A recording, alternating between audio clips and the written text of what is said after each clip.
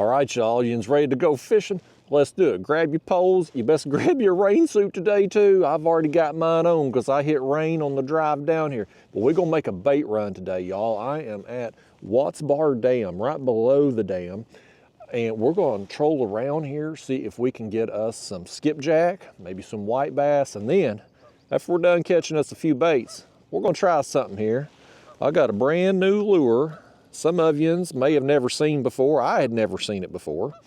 This is a new kind of Alabama rig, I guess, if you will. It's called a stealth lure, but it's basically an Alabama rig, but instead of wire, it's got fluorocarbon, heavy fluorocarbon.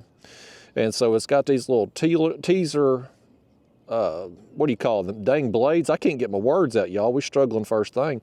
But it's got those, and then I've got some curly tail grubs. I got 3 of them on there because we're allowed 3 hooks per line in Tennessee. So we're going to try that thing out here once we're done getting some bait. But I'm going to cast some lines out here. I'm going to get us on the move.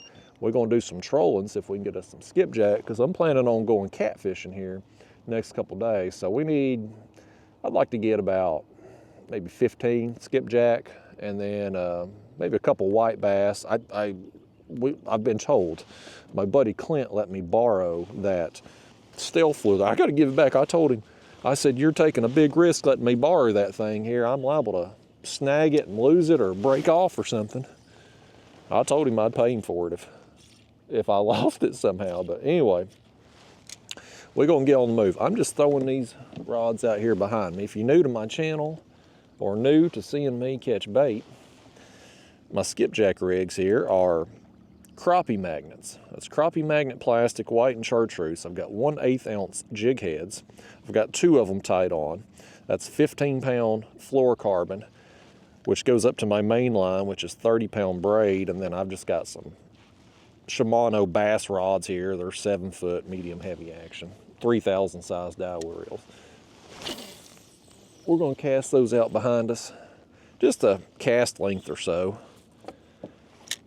And we're going to set our speed at about 2 miles an hour, 2.2, 2.5. It's not an exact science. It don't really matter, but we're just going to troll kind of up the shoreline here, up by the dam, around.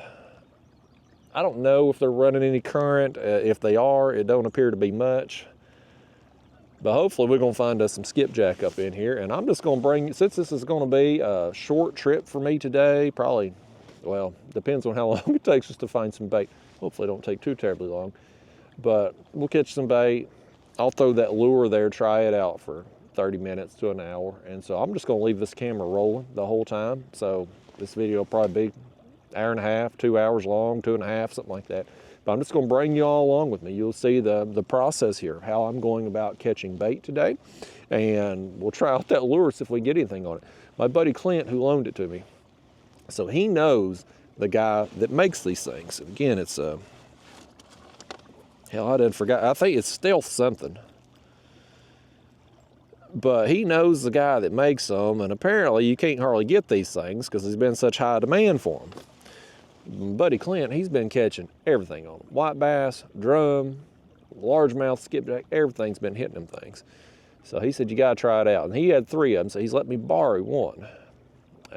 I don't like borrowing stuff from people for that very reason, because you know, you accidentally tear something up or you lose it, then what, you know? So I don't like doing it, but he's a nice guy and he wanted me to try it out. So here I am with it. Hopefully we don't lose it today. But anyway, I'm just gonna bring y'all with me, y'all. Show you the process here, going about and catching some bait. So I'm gonna leave you in the chest. So we troll our way along. Right now you can see we're about 2.1. I don't have my live scope transducer down in the water, so basically the only thing I've got my graph on for today is just for speed. I don't really care about the depth or the bottom feature. I don't care about any of that. We're looking for skipjack that are cruising around out here. These skipjack, they roam around in schools chasing shad. And so what we're looking for is skipjack that are up in the water column, actively feeding. And we run our baits through there, our crappie magnets. What they're representing is a small shad-like bait. And so when we're trolling along and we've got 2 of them tied on, what it looks like is shad that have been separated from school. If you've ever watched skipjack feed, or really any type of predator fish like a bass or whatever, when you see them go into a school of shad, the shad are all bunched up. They're all real tight in the school. And you've probably heard the saying before, safety in numbers, because when a predator fish, swims into that school of shad, and all them shad are swimming together and they're tightly bunched, it's hard for a predator fish to key in on an individual bait fish inside that school. So what they do is they'll swim into the school and try to bust it up. And them shad will scatter and disperse. And if you get some shad that are isolated away from their school, the predator fish can focus on, that can fixate on them, well, that's when they're vulnerable, and that's when they're going to get eaten.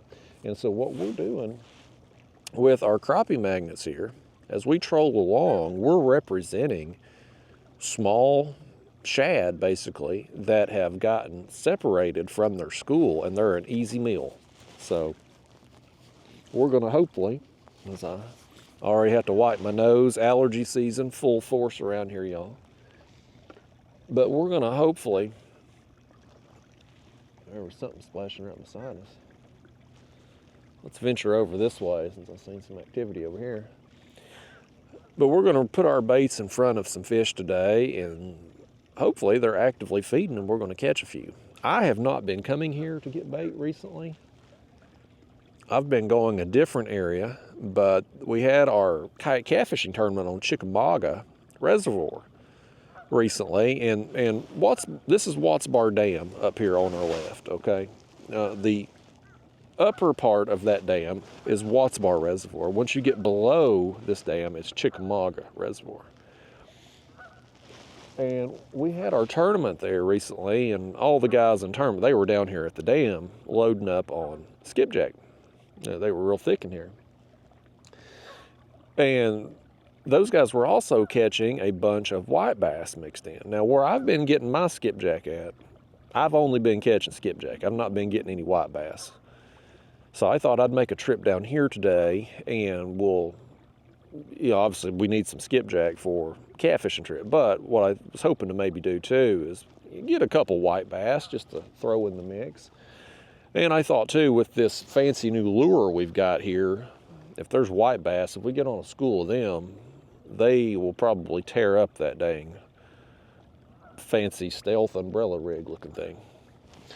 I guess the concept of this though is that this fluorocarbon, obviously it should look different than a normal wire Alabama rig, but it's also probably going to move different in the water. It's going to have a different action, a different profile.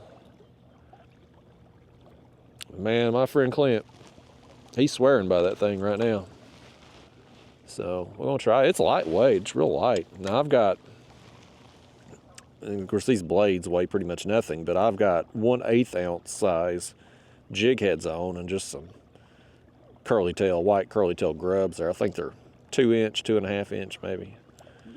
So, and we could be trolling this right now, but I really want to try to get some skipjack first thing, and I know the skipjack are going to be more inclined to eat our jigs. So I may develop some confidence in that thing for catching skipjack, but first day using it, I really want to just get out here and try to get our bait right now in case it comes another monsoon. I thought today was supposed to be clear, but I got up this morning and the radar had some rain on it, and I said, well, after the tournament debacle, I got out there on tournament day, and that was another day where it wasn't supposed to rain. And you get out there, and I don't have a rain suit, I don't have an umbrella, I'm just out there, and I took a hoodie with me, just a normal cotton hoodie in case I got cold first thing in the morning. And next thing I know, I hear something behind me, and I look back, and I'm like, hell, that's damn rain coming. You could see it coming on the water. And so I put my hoodie on real fast, but I mean, it was drenched in no time. It didn't take long to soak it completely. So I just dealt with it, man. You just sat out there and just sucked it up in the wetness, and then I got cold because the wind blew just a little bit, but once you get wet, it don't take long to get cold when the wind's blowing. So it was a pretty miserable morning on tournament day. And I caught some fish and ended up cashing in the tournament, so that made things good in the end. But the process of sitting out there while I was out there was not the most desirable time. So today, by gosh, I'm prepared. And the best way I have found in the past to ward off rain and storms is to be prepared. Because if you got your rain suit on or you got an umbrella with you, it rarely ever rains. But boy, if you don't, that 5%, 10% chance they may call for, it's 100% chance going to hit you. We're going to make a run over here to this side. There was a couple fellas down there by the launch when I put in, so I wanted to go to the other side, try to give them some space. And they were nice guys. They recognized me. They're down here from Minnesota. Said they'd seen my videos, so shout out to them. Real nice fellas. I told them, I said, I bet I cost you some money then if you've driven down here because of me. I don't know how much it costs in gas to get from Minnesota to here to Tennessee, but if you're driving a truck, probably a few $100. I wanted to give them some space, so we're up here we're several hundred yards above them now, but there's some birds over here. I don't know if you can see over there on the shoreline. There's a heron there. I had seen another one a second ago. There's two of them up there. They're flying off now. I see, looks like some fishing guides probably over here at the turbines. They must be running a little water over there at the turbines. But we're gonna get over here close to the riprap. We'll kind of zigzag in and out. This is what I do when I'm trolling for bait, man. I'm just looking for fish on the move. I'll keep my eyes peeled if there's any kind of surface activity where they're chasing shad and you see them just kind of hitting on the surface there. Obviously, that's a good sign of where you need to go.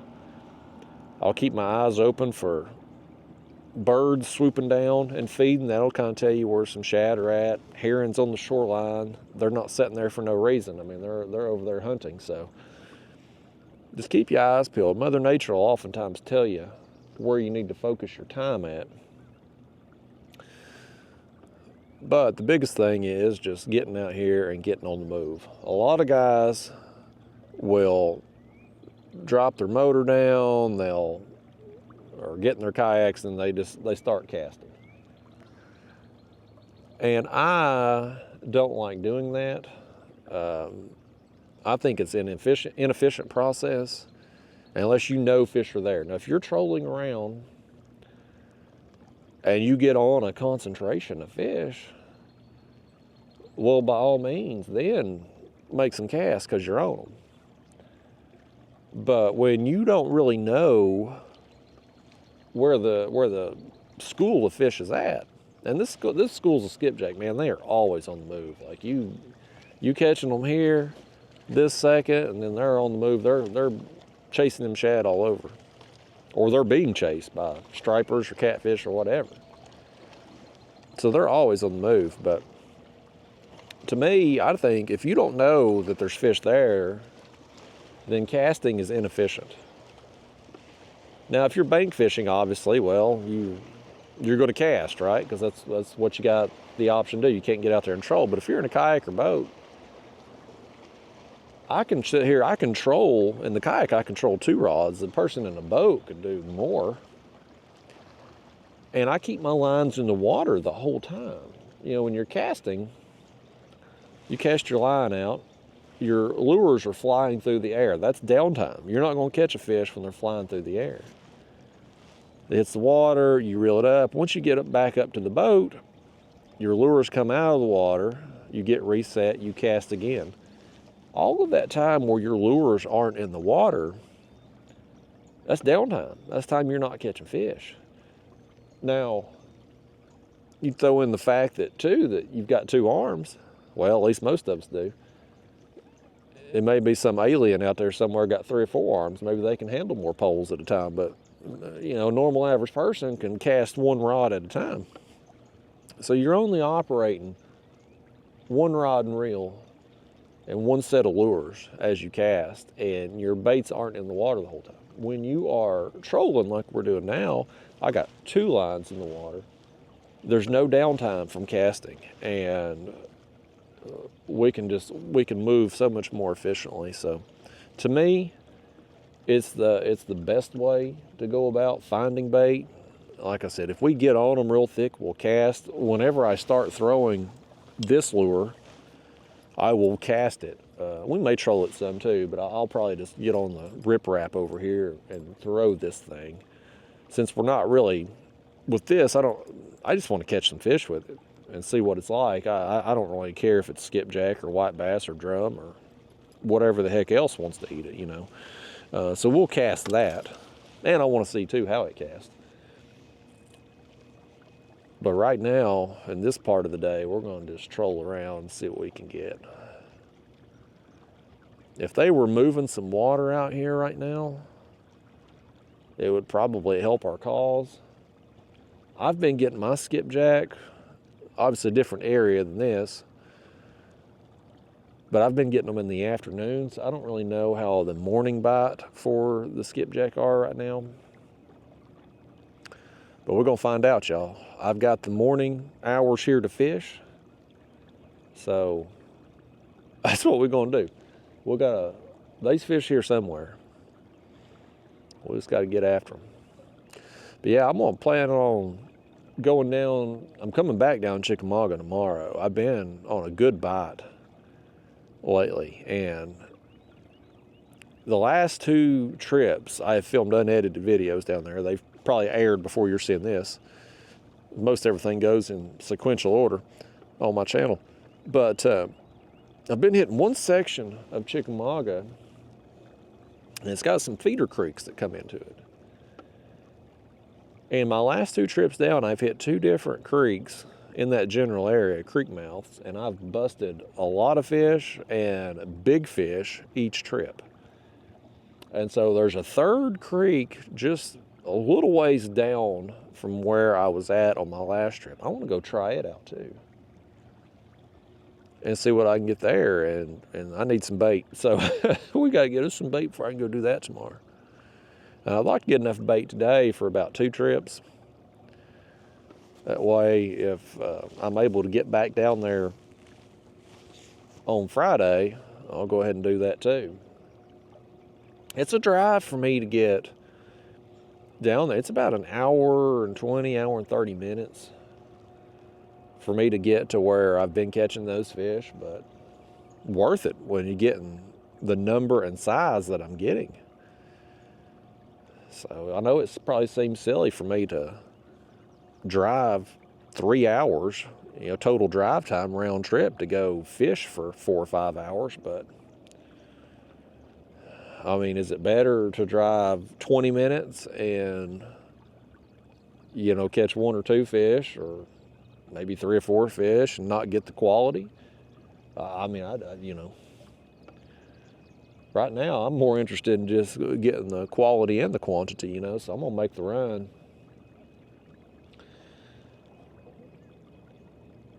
But you can't get them to eat a bare hook, you know, you need something to stick on there, so we need some bait, y'all. I guess I need to pick up our speed. They must be running some current. I'm talking to you, I ain't paying attention to my speed there, and we've dropped down to 1.6, so they must be running some. They can't be running much, but they might be running some over there to turbines. This part of the dam here on the right, that you can probably barely see this far away, the part on the right there is the spill gates. You get a bunch of rain down here, they'll open those up and there'll be water coming over the top. And then over there to the left, there's like, looks like 3 boats over there too. Those are the turbines where they run water out there. So usually when you get that current flow up there, you'll have fish up there in that faster flow moving up in there to feed. Stripers will be up there. The Oftentimes you get skipjack up in there, you know, that's why you'll see all them boats stacked up in the current. But they ain't running much right now. We had a lot of rain in the winter, and then as we've got into spring here, it's kind of,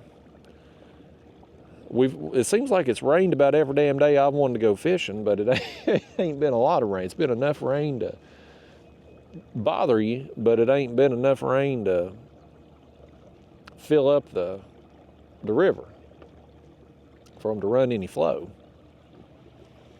But you know, I've gotten used to fishing without current.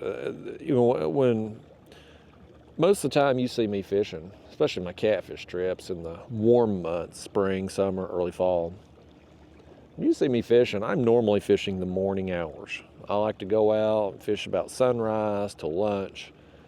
That's my fishing time.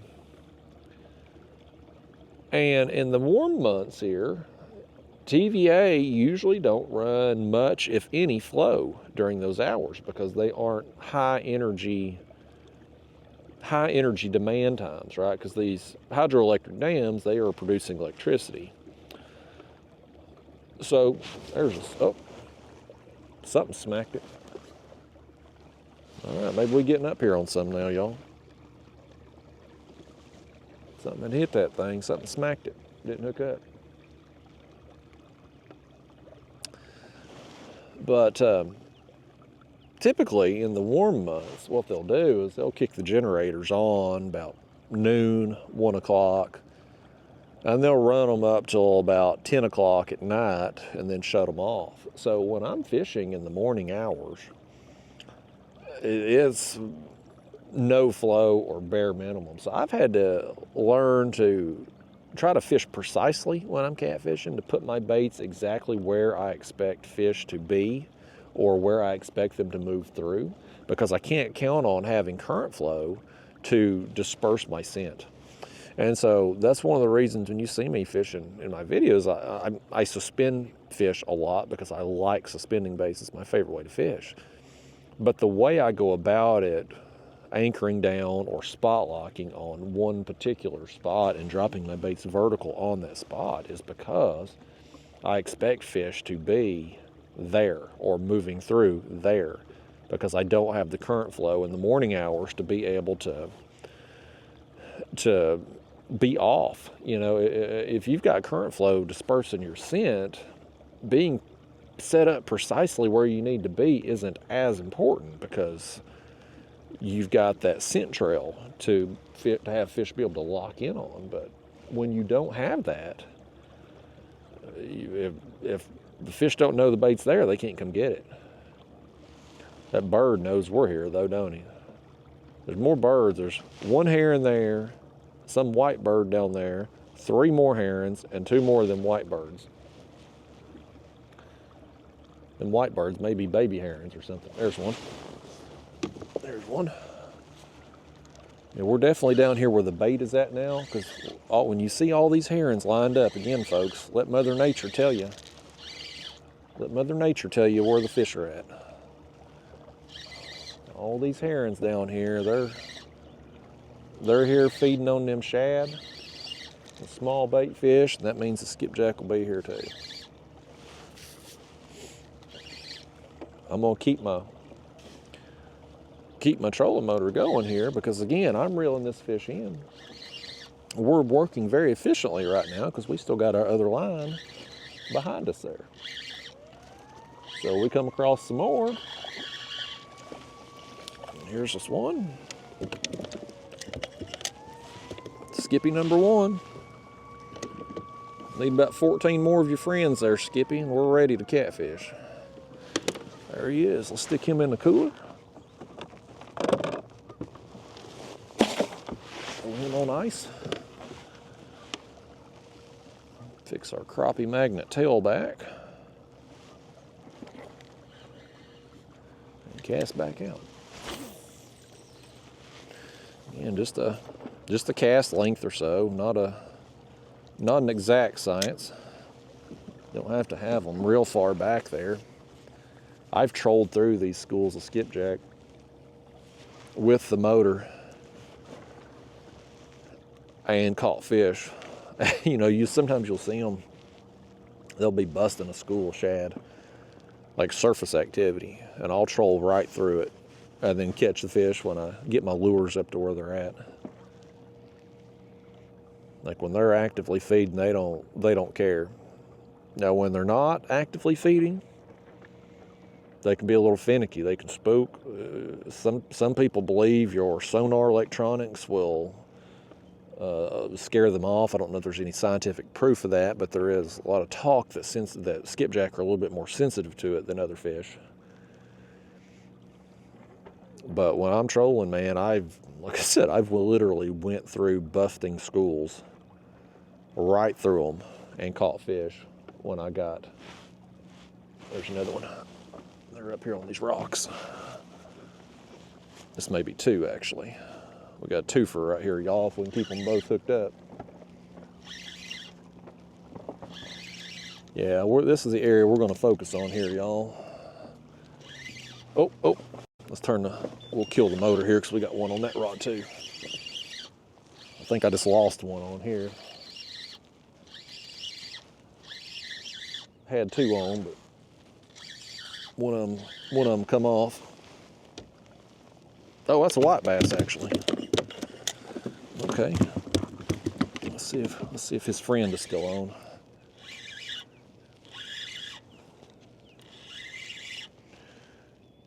Sometimes though these fish will be out in open water. Sometimes they'll be up on the shore. That's why it's good to troll too, because you never know where they're going to be at. They're just going to follow the bait. Let's see what this is. I think that's a white bass too. I'm gonna keep a couple white bass. I don't want many. I'm gonna keep a couple. I'll probably throw these here in the cooler just so we can go ahead and have them. Any more we get, we'll let go.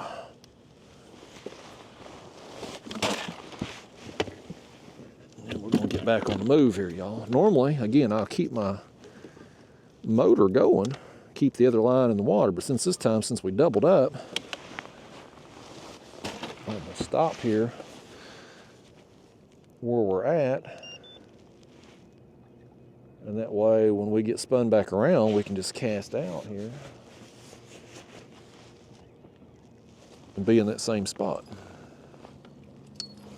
Oh crap, I done snagged our new fancy lure. But wouldn't that be something? Knock this thing out the kayak before I even get to use it. I told Clint, man, I told him, I said, man, if I lose it, I'll pay you for that thing. It ain't even about the money. I'd buy one, but they ain't available. The guy's apparently making them by hand, I reckon, and can't keep up with the demand. You know how it is, a fishing lure. Everybody thinks it's a magic bait or something, and something new comes out and everybody's got to have it. Okay. Both lines back out, y'all. Just like that, we're back in the game here. Trolling just over 2 miles an hour. Look at all these birds down here. You see all them birds lined up? That means there is a ton of bait here on the shoreline. They over here on them other rocks over here on the other side too. We're going up here by the lock. This is where boats come through if they need to pass through the dam system. Boats or barges. Yeah, folks, we're gonna catch some fish today. It took a little while here. I don't know how far we in. 20 minutes in when we got that first one, but I was just making my way up from the launch and closer to the dam here. There's a boat up here at the back of this thing, so we'll loop around over here. I think them fellas from Minnesota's back up over here too. They've come up, so I don't want to get in nobody's way. And you know I don't like talking on camera around people. But we'll just navigate around everybody and hopefully get us a cooler full of bait. all the tournament guys that was down here they were all catching their skipjack up here, but every one of them was saying they were having to weed through a bunch of white bass to get the skipjack.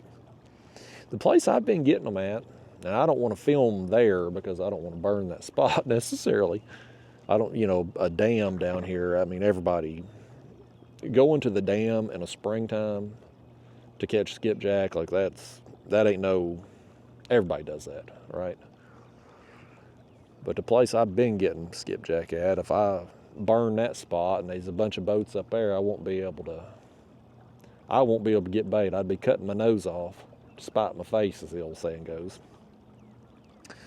But down here, I thought I'm gonna make a trip down here, try to get some white bass in with the skips. We'll try out this lure, and I thought I'll just bring you all with me today and show you the process.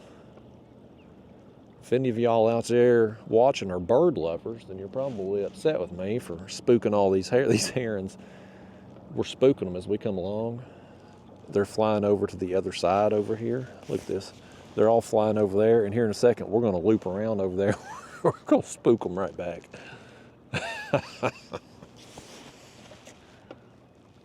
Little birds.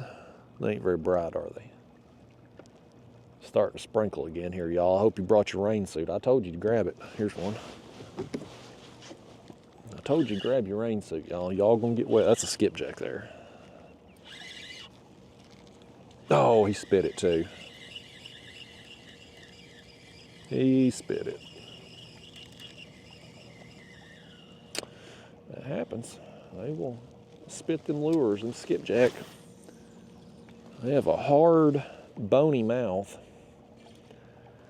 And they are a high-flying fish. They will come up, we call them Tennessee tarpons, their nickname, because they will come up flying up out of the air, 2 or 3 feet, shaking their head, and so you lose a lot of them.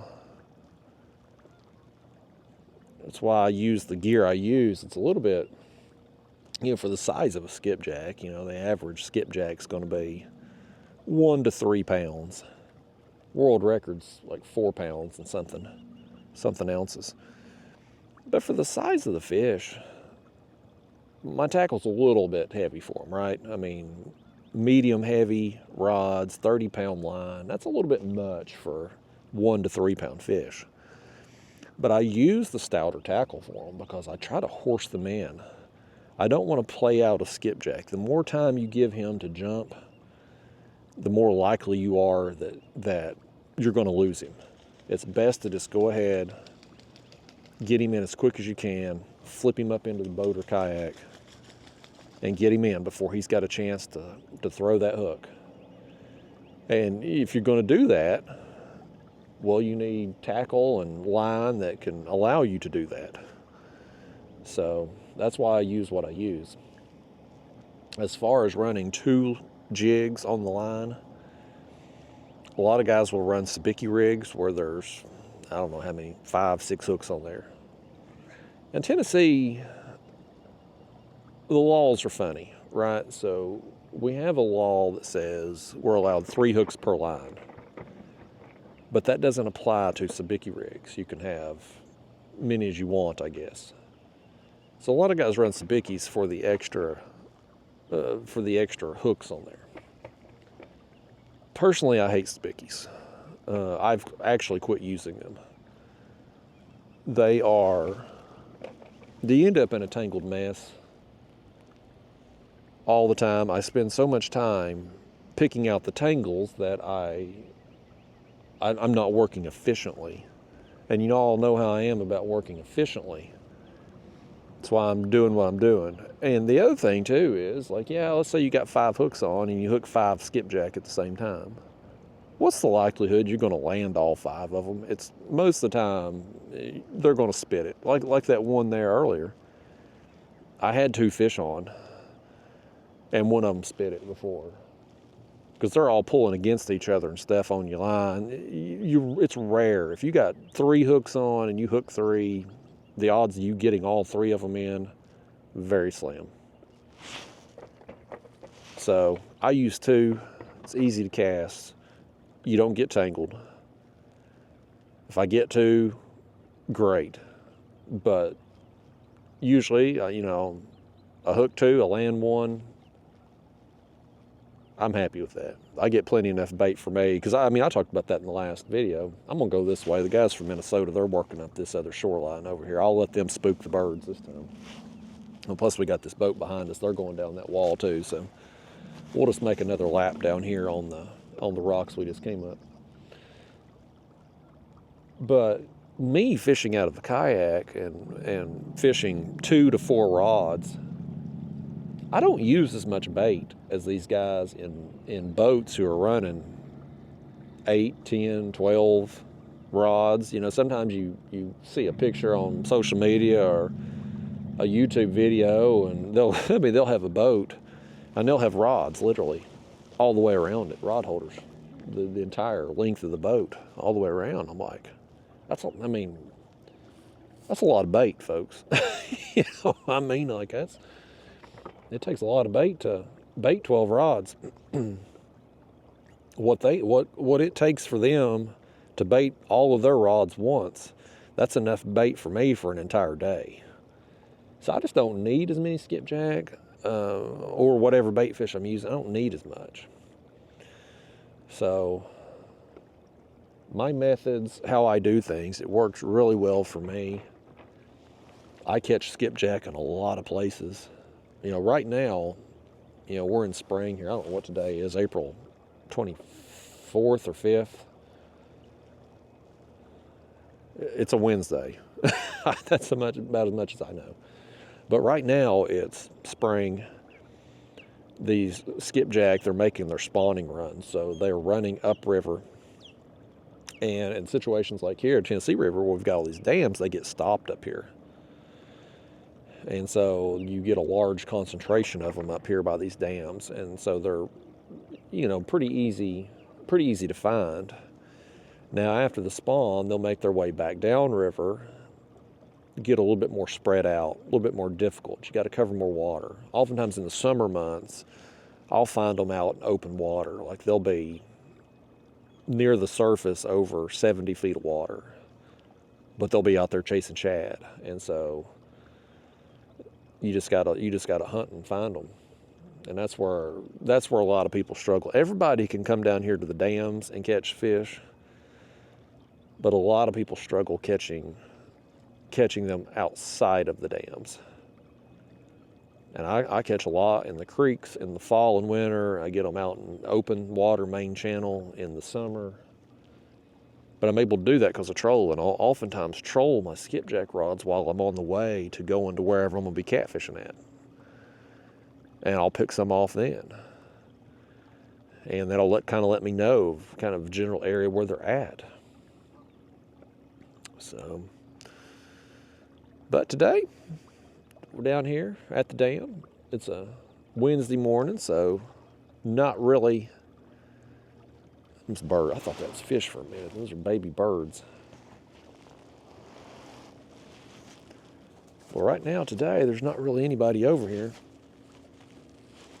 This right here, this little walkway, this is like a public fishing area right here, so thankfully there's nobody here to allow us to be able to troll.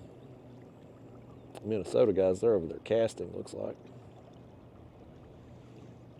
We'll work our way down this riprap here. We'll see what them fellas do and what that other boat here in the lock is doing when we turn. We got enough. Well, there's so few of us out here, and there's enough water, no reason to be getting up on people.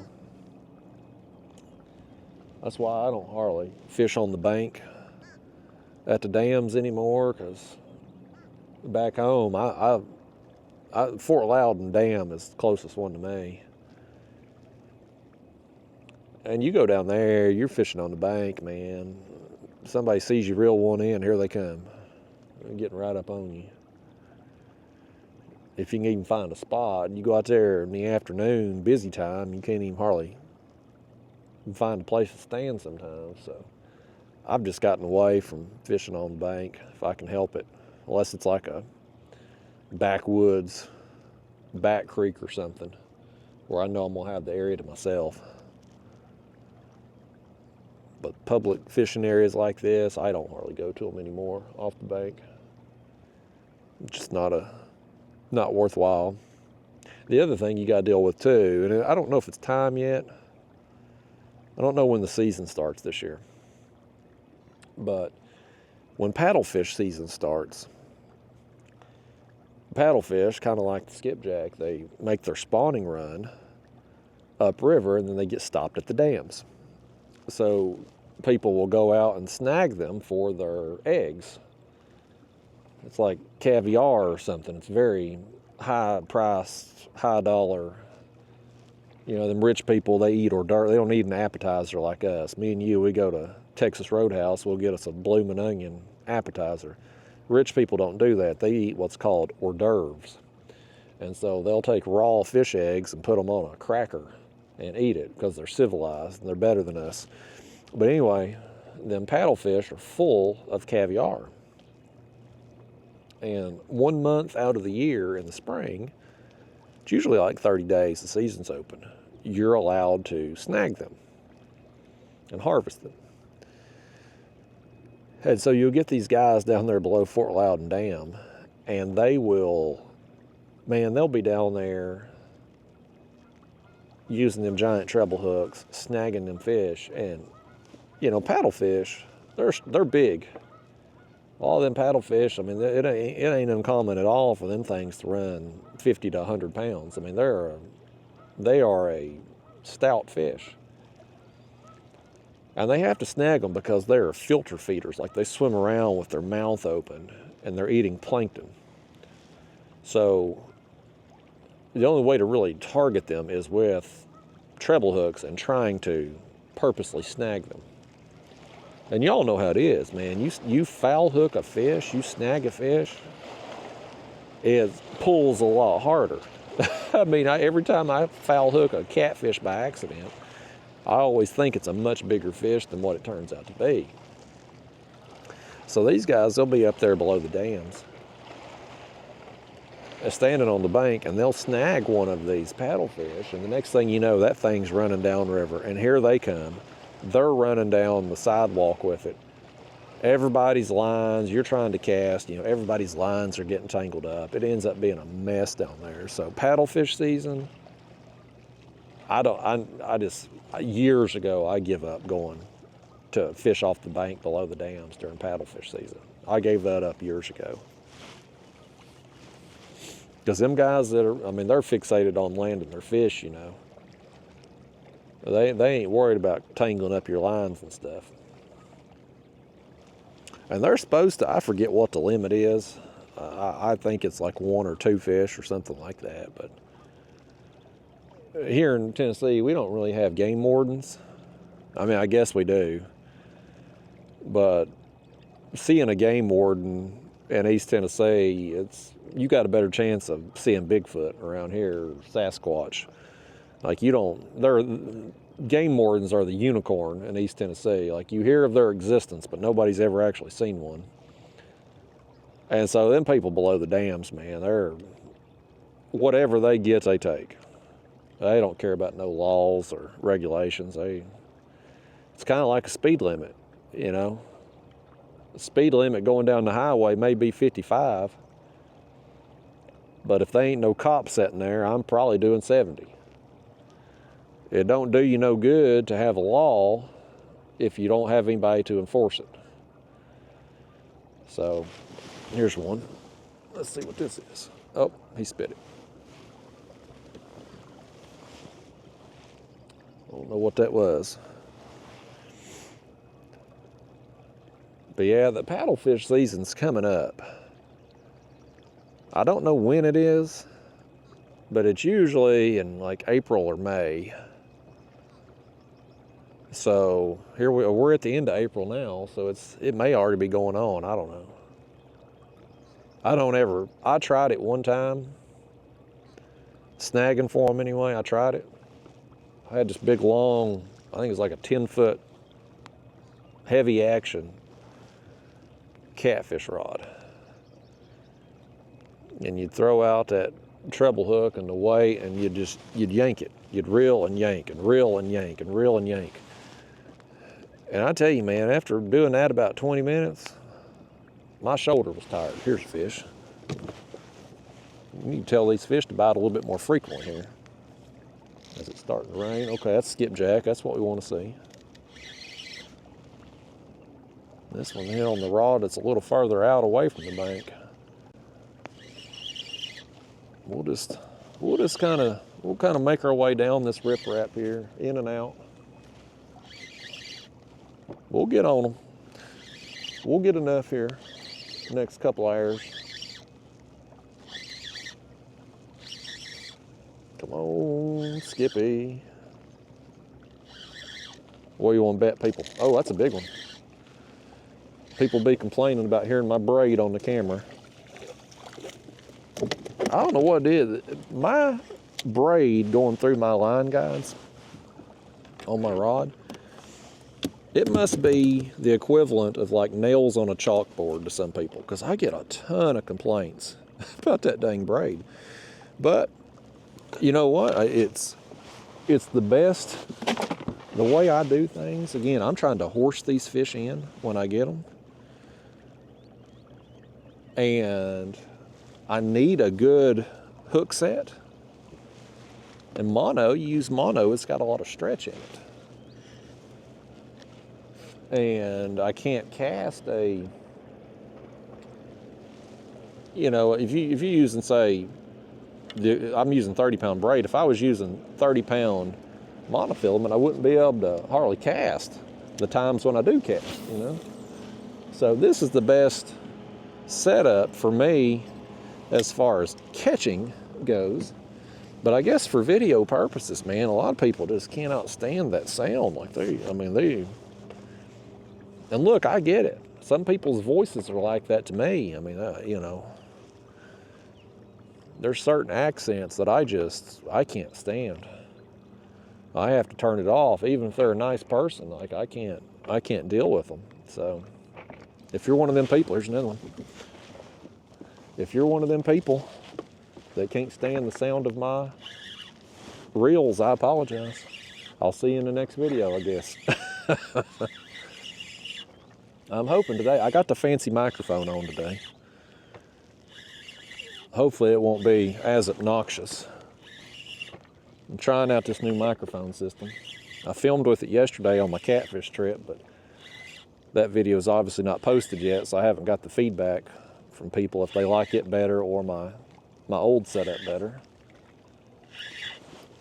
We got here. Come on, Skippy, get up in here. There we go. That's another good size one right there. Okay. All right, he unhooked himself, folks. Look at that. Got that fish trained well. What is that? Three skipjack, 2 white bass now. We're getting there, folks.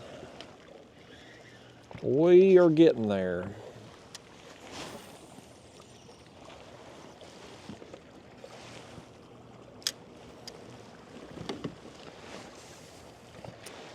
And it's fun doing this too.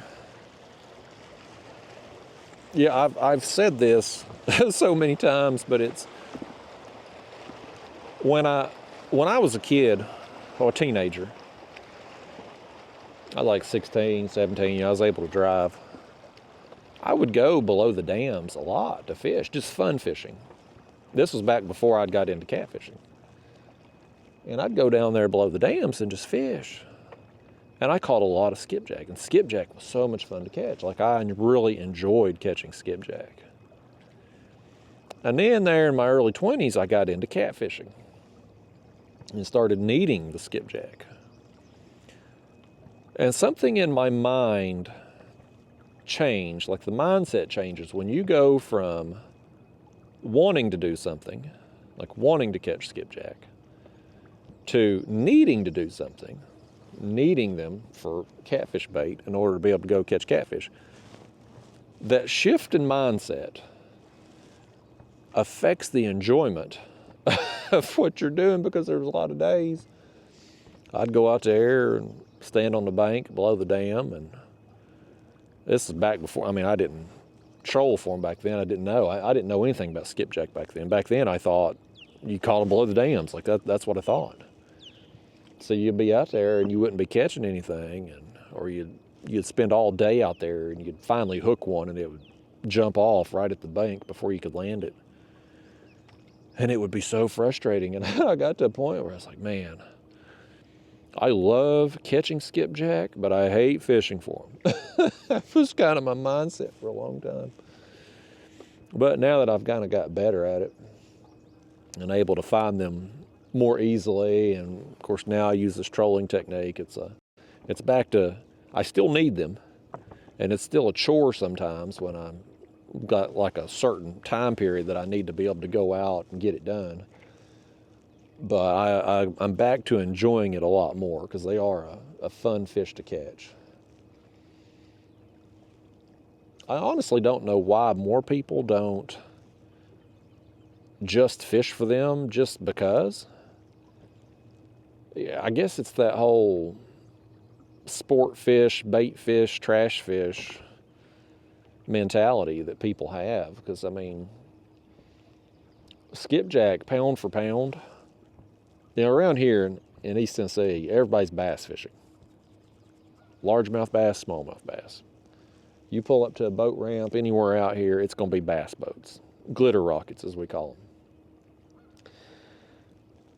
them. The tournaments out here every night of the week, every weekend. I mean, like that's what everybody's fishing for. If they're catching bass, and if they catch something else, it's trash. And when you just compare the species, you know, most of the bass around here, clearly bass have a potential to get bigger than skipjack. World record skipjack, 4 pounds, some odd ounces, right? Whereas largemouth bass, you know, here on Chickamauga, again, here below Watts Bar Dam, this is technically Chickamauga Reservoir. Chickamauga is known as the best bass fishery in East Tennessee. So there are some bigger ones down here. Some people will catch some 7 and 8 pounders occasionally, and 10 pounders there, I'm sure. But let's be real, most of the fish caught while bass fishing, most of them caught in the tournaments, they're going to be 1 to 3 pound range. That's the majority of the bass caught, 1 to 3 pounds. When you look at the average skipjack being 1 to 3 pounds, when you compare those two fish species, compare the fight of those two, it ain't even close, man. Skipjack pull way harder, they jump higher, they're just a better fight. But yet, mentality-wise, people have this mindset like skipjack are trash, bass are God's fish. You know, I'm like, who comes up with this stuff? Like, how is it?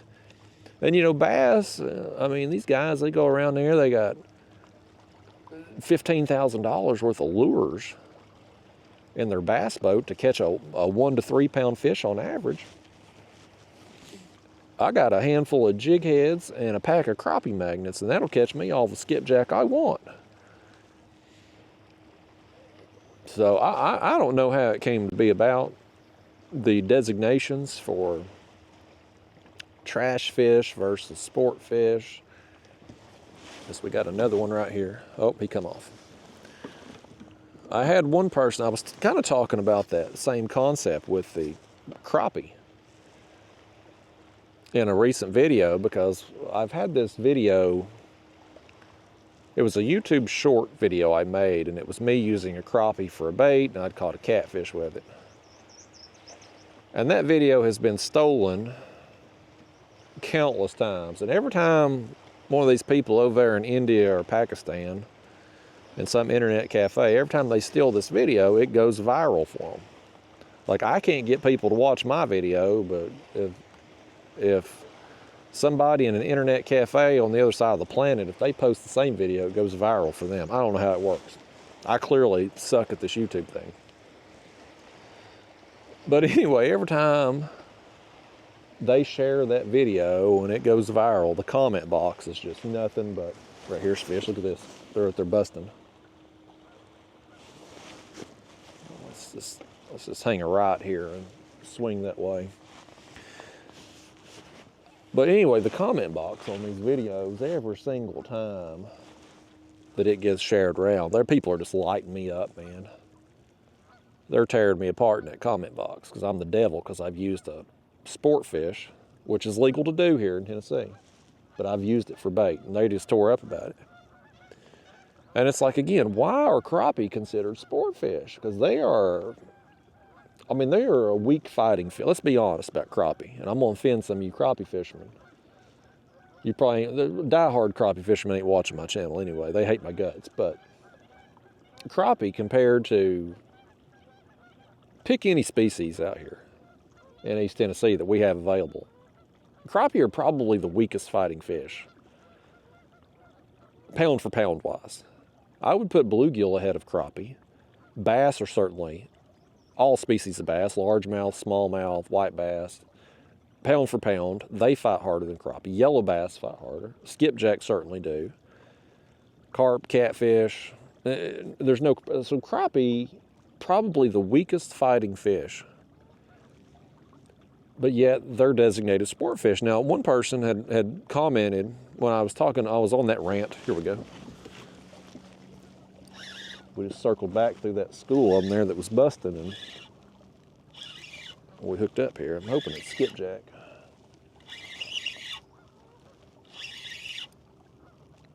Yep, it is. It's Skip. He's back there jumping.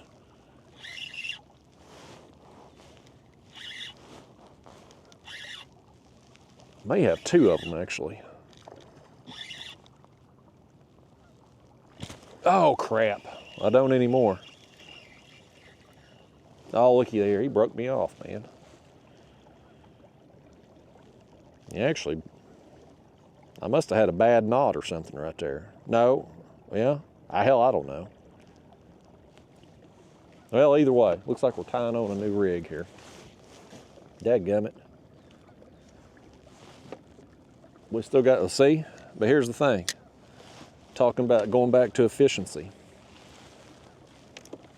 I got to tie on a new rig. If we were casting right now, I'd be out of commission.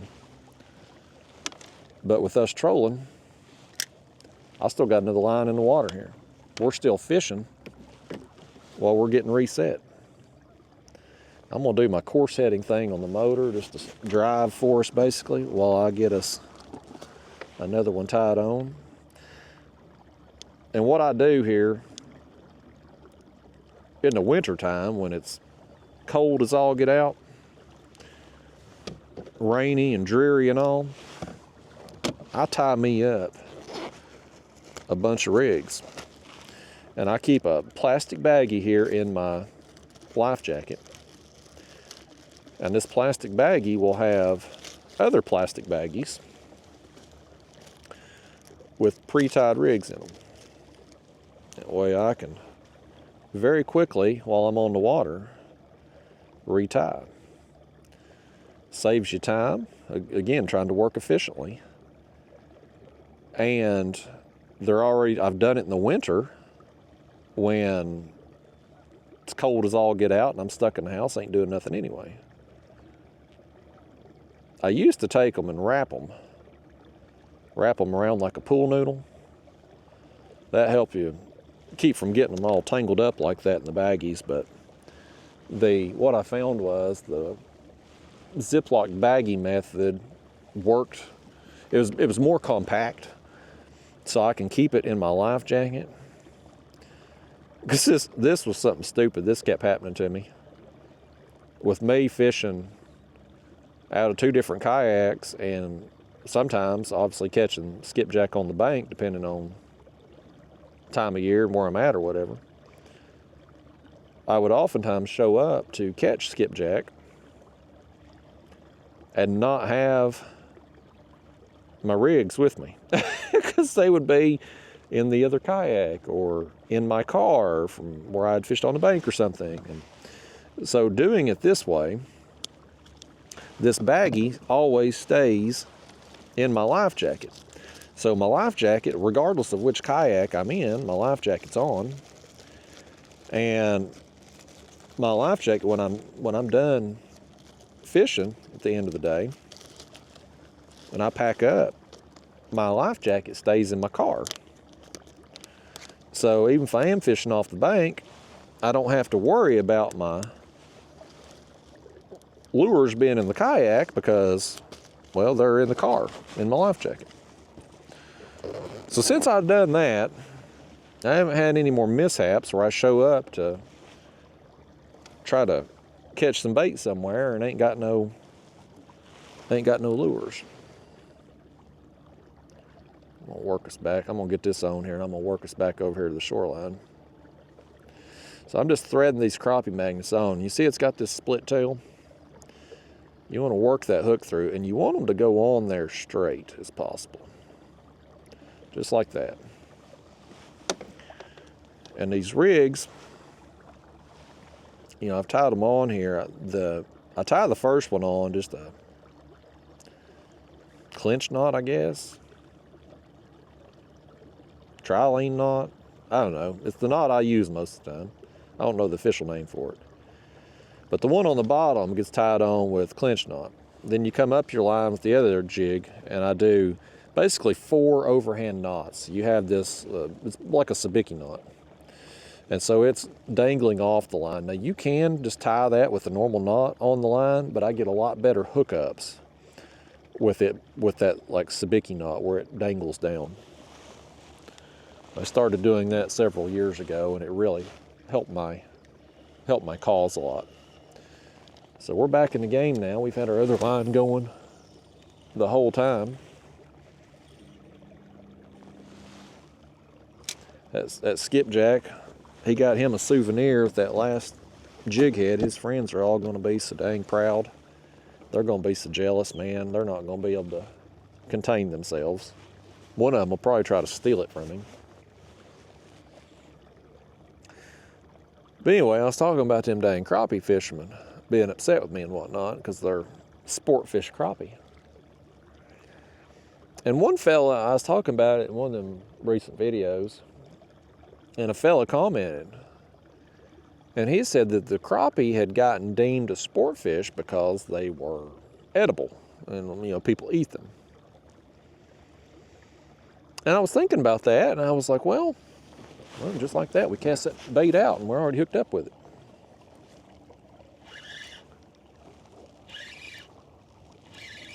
Oh, we got 2 of them on. Let's see if we can actually land both of them. No promises. So far, so good, y'all.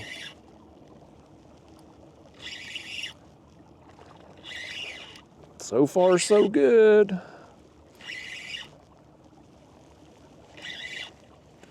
Come on, skippies, let's get up here. I want both of yous now.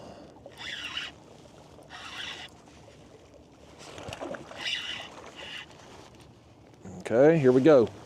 Let's see if we can get both. Got him.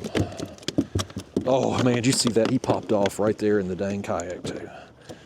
We got lucky right there, folks.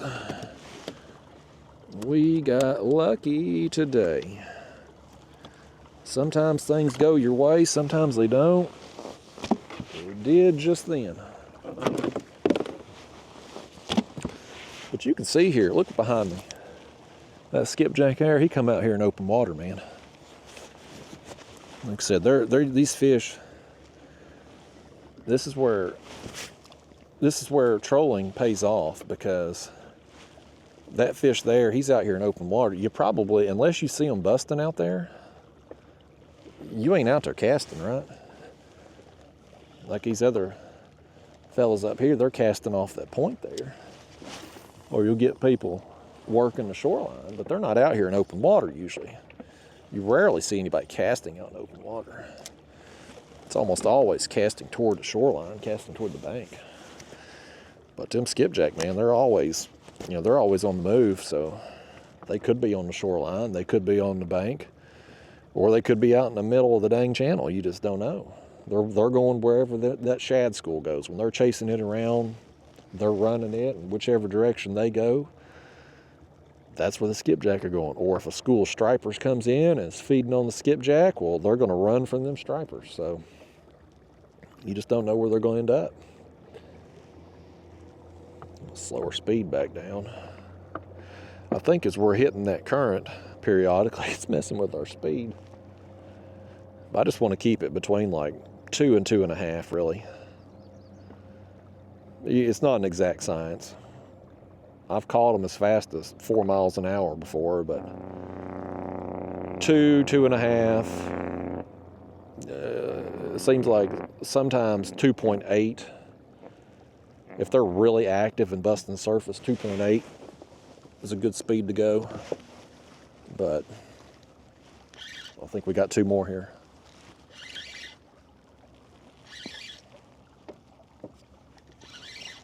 Let's see if we can get these in. And I got to finish my dang crappie story.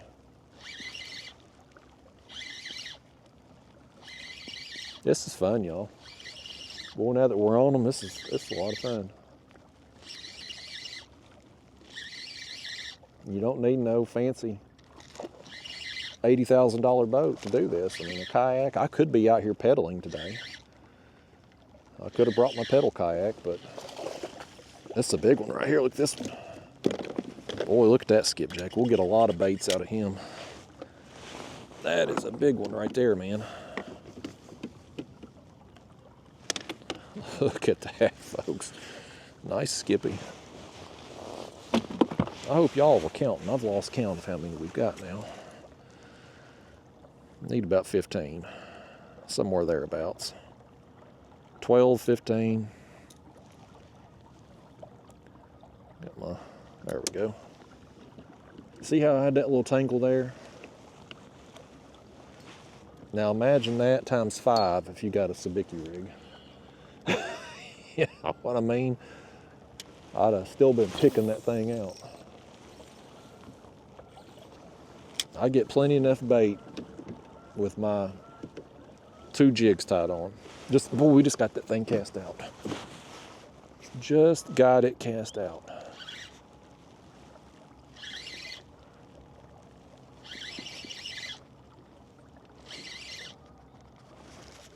Oh, and he spit it too.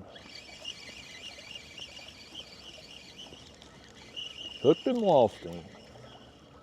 Let's check our hooks.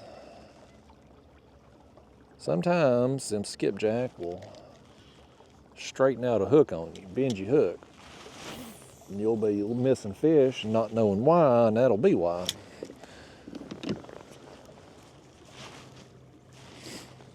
Got them 2 other boats up here. I'm just gonna turn. We're gonna go right back through these fish.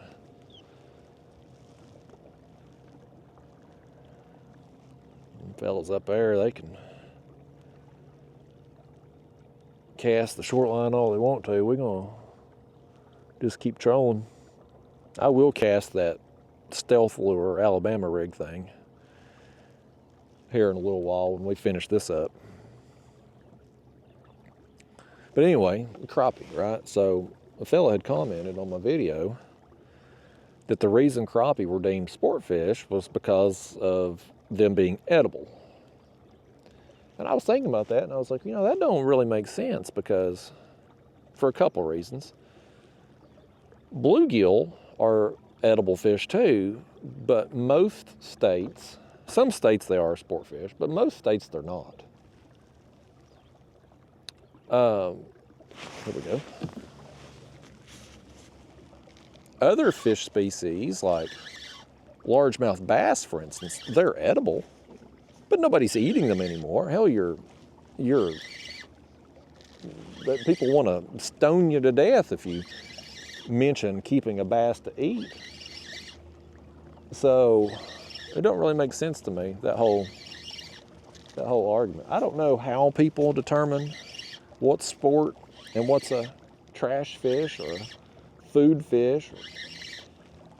But the fact that skipjack, and I mean honestly, I'm glad skipjack aren't like a sport fish designation, you know? Oh crap. Oh my gosh, that one broke me too. Can you believe that, y'all? You know what it is? I've had these same rigs tied on now for a month or more. I swear this don't normally happen. Of course it's gonna happen on video, but it don't normally happen, folks. I've been using these same rigs for probably a month.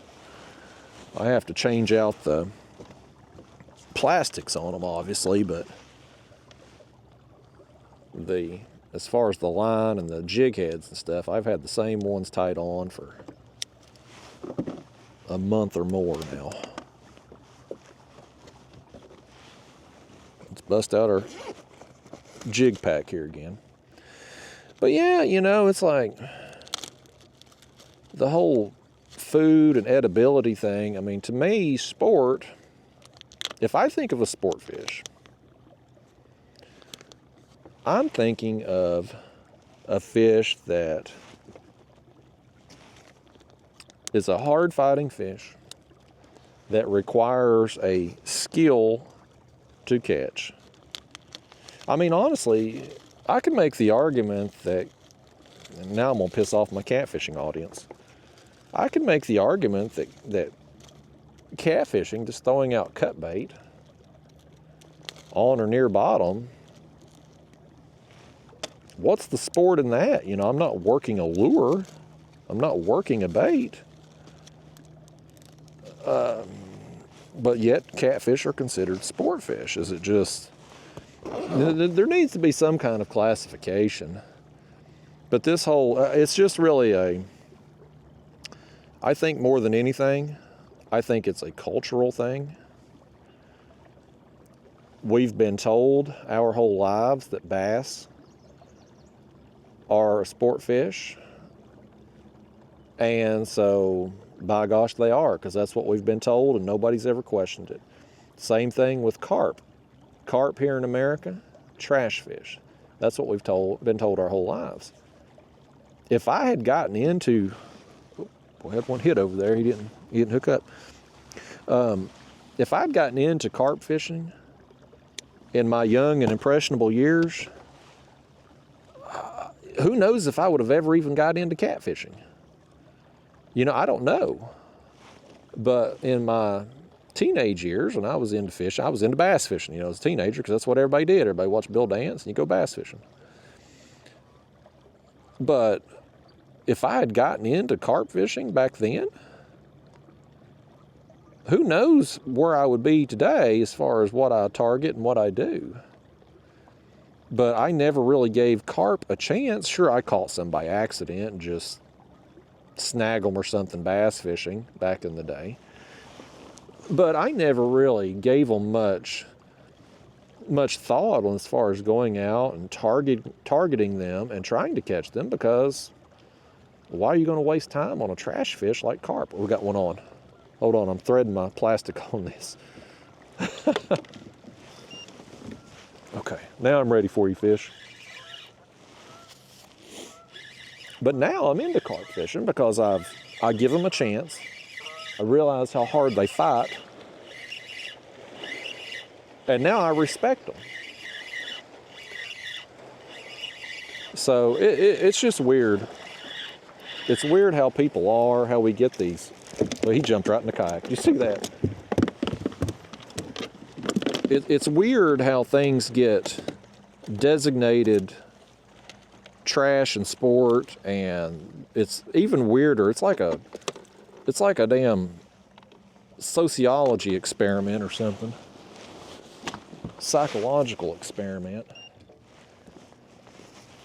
on how the herd mentality, if one person starts this notion that carp are trash or skipjack are a bait fish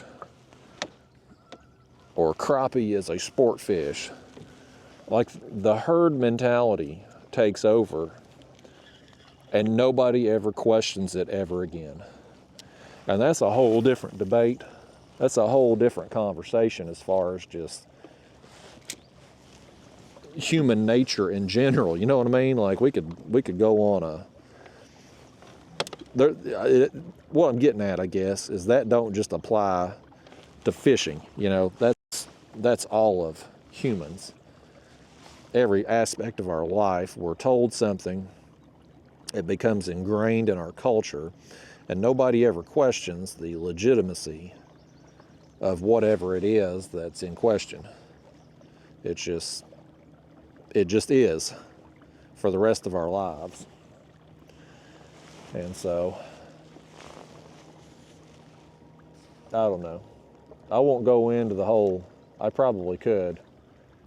But then I try not to get political on this damn channel and all, but I don't want my comment box full of politics and stuff. I've already got enough crap in my comment box anyway. Them old spam bots are in there. That's my challenge I'm facing right now. The spam bots, you used to have last summer was the people who would steal your logo, your channel logo, create a fake account, and then tell people they'd won prizes and stuff to try to scam them. That was last year. Then we went through these like porn spammers where they would have an adult account basically, and they would plague your comment box with these links to adult sites. And YouTube finally cracked down on that. Well, now the new thing is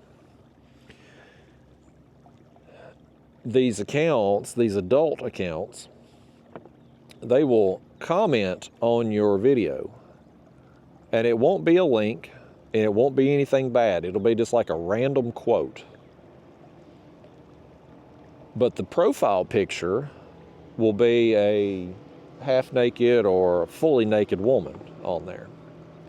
And they will hit as soon as I post a video, within just minutes, I'll have 5 or 10 comments. And again, the comments themselves, not bad. It'll be some random quote like, "Greatness is your destiny," or, just something stupid, something random. But the profile picture is a nudie woman. And so you have to go through and you have to block those people. And it don't matter if you block them, because the next video you post, here comes some more. And I don't know how YouTube's going to get on top of that one. I mean, they crack down on the scammers and the bots posting the links. Like now, it's very difficult to post a link on YouTube comment box anymore because it just gets flagged for spam. But when an account is just posting a random quote, like, how does a computer program decipher what's real and what's not in that situation? So I don't know how they're going to get on top of it, but I wish they would, because it's so annoying. People get on there and they complain to me that I'm allowing these people to post in my comment box, and their kids get on there and they're exposed to nudity and stuff. And I try to be sympathetic toward it. Like, look, if I could control this, I wouldn't allow those accounts to. I don't want them commenting. I don't want to deal with them. But I can't control it. I mean, they're on there as soon as the video posts. Like, there's 5 or 10, and I try to be mindful of it. My videos usually come out at 6 p.m. I try to. If I'm not doing anything, be like, okay, let me just pull out my phone and block a few of those accounts, try to get them off there. But like, I can't monitor it 24 hours a day, 7 days a week. Like, I can't do that. So, I'm sympathetic toward the people not wanting their children exposed to that kind of thing. I get it. But at the same time, too, it's like, I'm pissing everybody off today. Crappie fishermen, cat fishermen, and now I'm going to piss off all the parents in my audience. Like, but it's the damn truth. Like, it's not my job to raise your children. Like, I know our culture today is to, little Johnny, little Susie, she's acting up. Let me just hand her my phone and let her play on YouTube. Let her play video games or watch YouTube videos. I get that's the culture today because nobody wants to raise their own damn kids. but it ain't my job to raise them. So if you put them on my channel and there's some spam bot in my comment box and they are exposed to a pornographic image, that's not on me exclusively. It's on you too as a parent. You know, keep an eye. If your child is of that age that they're too young to see stuff like that. Here's a fish. Nope, he dropped it. But if they're too young to see stuff like that, or you, whatever age they are, and you don't want them seeing stuff like that, well, you need to be a little bit more proactive about it. You know, YouTube I assume they still do, an app called YouTube Kids, and it was all just made for children. You know, any video on the YouTube Kids app was going to be child appropriate. Because technically, to have a YouTube account, unless they've changed something, you're supposed to be 13 years old. And, you know, I get some parents out there super conservative. Even at age 13, they're a teenager, middle school, like they don't want their kids being exposed to cuss words and pornography and things like. I get it, right? But at 13, if they're actually at the age where they should be able to access the main YouTube app and YouTube comment box, if they get exposed to a half-naked woman in a tiny profile picture in the comment box, it ain't the end of the world, people. Like, I promise you, they're seeing a whole lot more behind your back. It ain't like when I was a kid. You know, when I was a kid, you wanted to sneak a look at something, you had to get you a magazine. You know, you had to have a friend that had an old 1984 issue of Playboy with Vanna White in it or something to be able to sneak a peek at something. Nowadays, hell, if you got a cell phone or internet connection, you can look at naked women all the time. I mean, it's just the way it is. Society, our culture, everything's changed now with the internet. Oh my gosh, we just lost another one. I about hooked myself in the face. But I mean, hell, I get on damn social media, just scrolling through. I see half-naked women all the time. You know, they'll have these see-through bathing suits on, so technically they're clothed. But you see nips and all. Like these kids today, I'm sorry, if you got a 13-year-old, my comment box, that's the least of your concern. But by God, I'll get emails and people will write essays in my comment box lecturing me on how I need to be. One of the funniest ones, 2 or 3 years ago now, I can't remember when I'd done it. It was 2 or 3 years ago. I had a company called Manscaped reach out to me, and they sell like ball hair trimmers. You know, like male grooming kits and stuff. And they had reached out to me and offered me a little coin to give them a 30-second plug in a video. And, you know, it was a substantial amount of money for 30 seconds of my time. I mean, you know, you ain't supposed to talk about money and stuff on religion, politics, and money. You ain't supposed to talk about with people you don't know, but we'll touch on it here a little bit. I'll try not to offend too many people. Lord knows I've done offended every parent, catfisherman, and crappie fisher in my audience already offended today. But Manscaped offered me a little coin to give them 30 seconds and a video. And the amount of money they offered me was a lot for the amount. When you just, you know, again, I was a nurse before this YouTube thing took off. Like, I worked my ass off. I worked ER, 12-hour shifts. I mean, like, I used to have to work hard. That's what I'm getting. I don't work hard anymore. It's this YouTube thing. Not real work anyway. But I used to have a real job where I worked hard in a stressful environment. Manscaped offered me more money for 30 seconds than what my first paycheck was as a nurse for 2 weeks.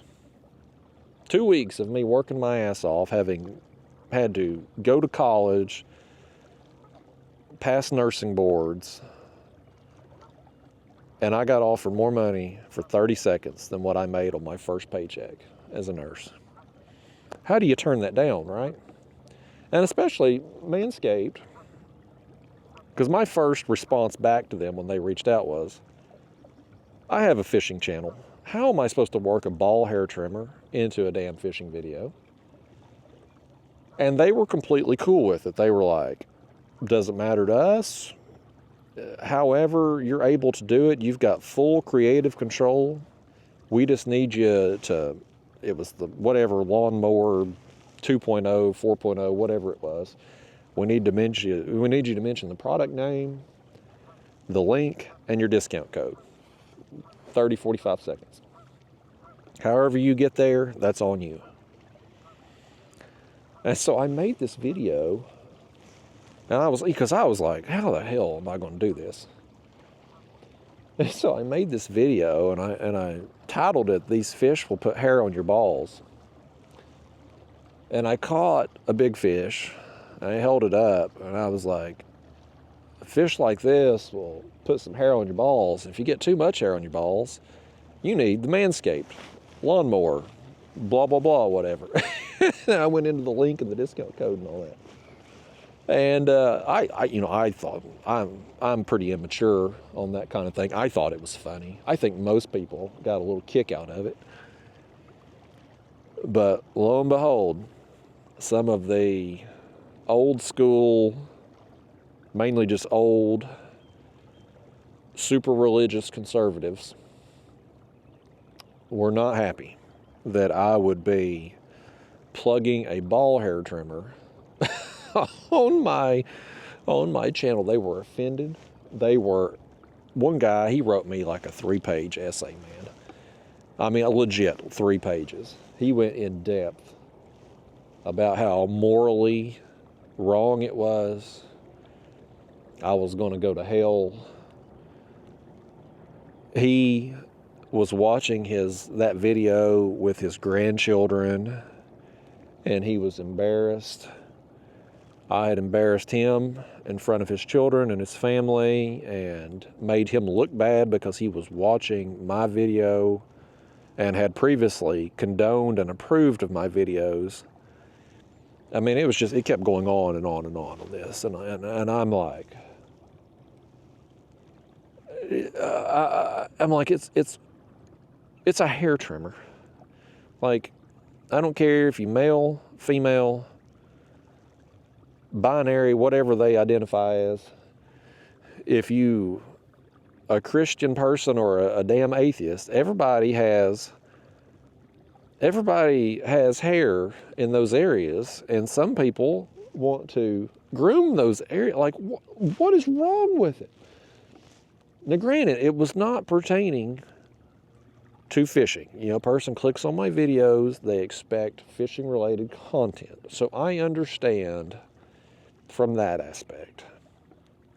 But you're still going to have random commercials pop up in a YouTube video unless you have YouTube Premium, which I have YouTube Premium at my house. I think it's like $15 and change after tax. I never see it. If I watch YouTube, I never see a commercial. It's amazing.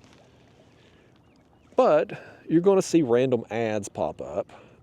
Manscaped was buying a bunch of ads back then. So, I mean, you're going to see it, chances are, regardless. But I get it, you know.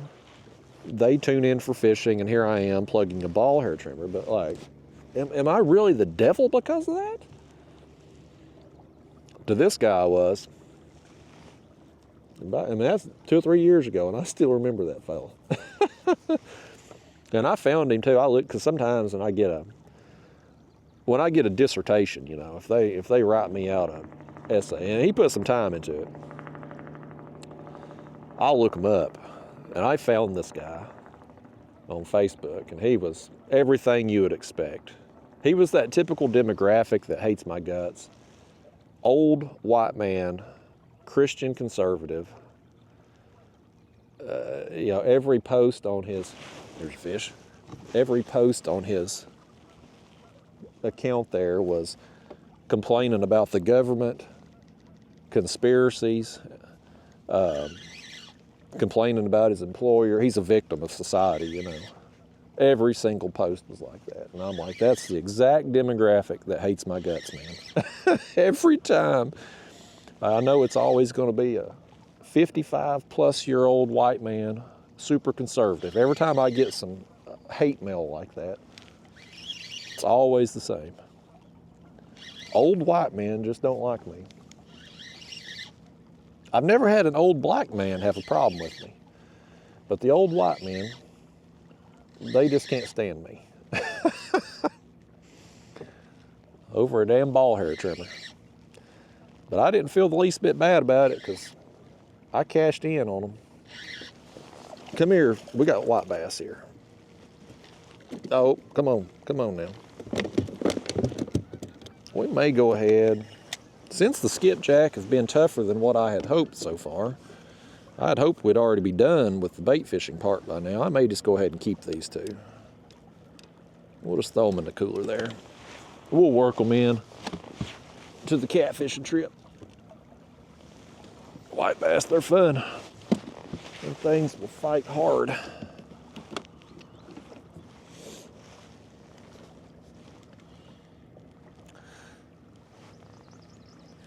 But yeah, it's amazing stuff like that, you know. I'm. This is another reason why I know that the world has gone to crap. Is you take just myself here, for instance. I go to school twice. I went to nursing school twice. I was an LPN first, went back, became an RN. Took on debt both times. Come out, get a job, get out of school, get a job, you know, you work for nothing. Bust your ass, stressful job. You know, a meaningful job. There's a lot of meaningful jobs out there, but I mean, nursing, healthcare, you're taking care of the sick and the injured. Right? I mean, that's something that we need in society. We need access to health care. There's basic human needs that we need. We need access to food. We need access to clean water. We need shelter. We need medical care. Yeah, those are things. If you're working a job in those industries, you are very needed. For the sake of humanity, you're needed. But it's like, you know, in my case, I do that. I go to school twice. I take on debt both times. I come out, stressful job, working for, you know, garbage pay, especially here in the South. Tennessee is a very low-paying state for nurses. And every year you got to jump through all these hoops at whatever hospital you're at there to get a 2% raise if you're lucky. And to get that raise, you got to not miss any time. You got to be on one committee, lead another committee, go to all these damn in-services. You got to jump through all these hoops. If you're lucky, the hospital's going to claim they're only can afford a 2% raise, which will be paid on your base pay. So, you know, if you work night shift, you usually get a few dollars extra shift differential. If you work weekends, you usually get a few dollars extra differential. That's part of your pay. If you are a night shift employee, that is part of your pay that you count on and depend on. If you're a weekend employee, that's part of your pay, but that's not part of your base pay. And so when you get a raise, that's what they're going to pay you on, is your base pay. So you're not even, when you get a 2% raise, you're not even really getting 2% on your actual pay because your shift diffs aren't factored in. But anyway, that's the kind of crap you go through when you have a job that's actually needed in society. But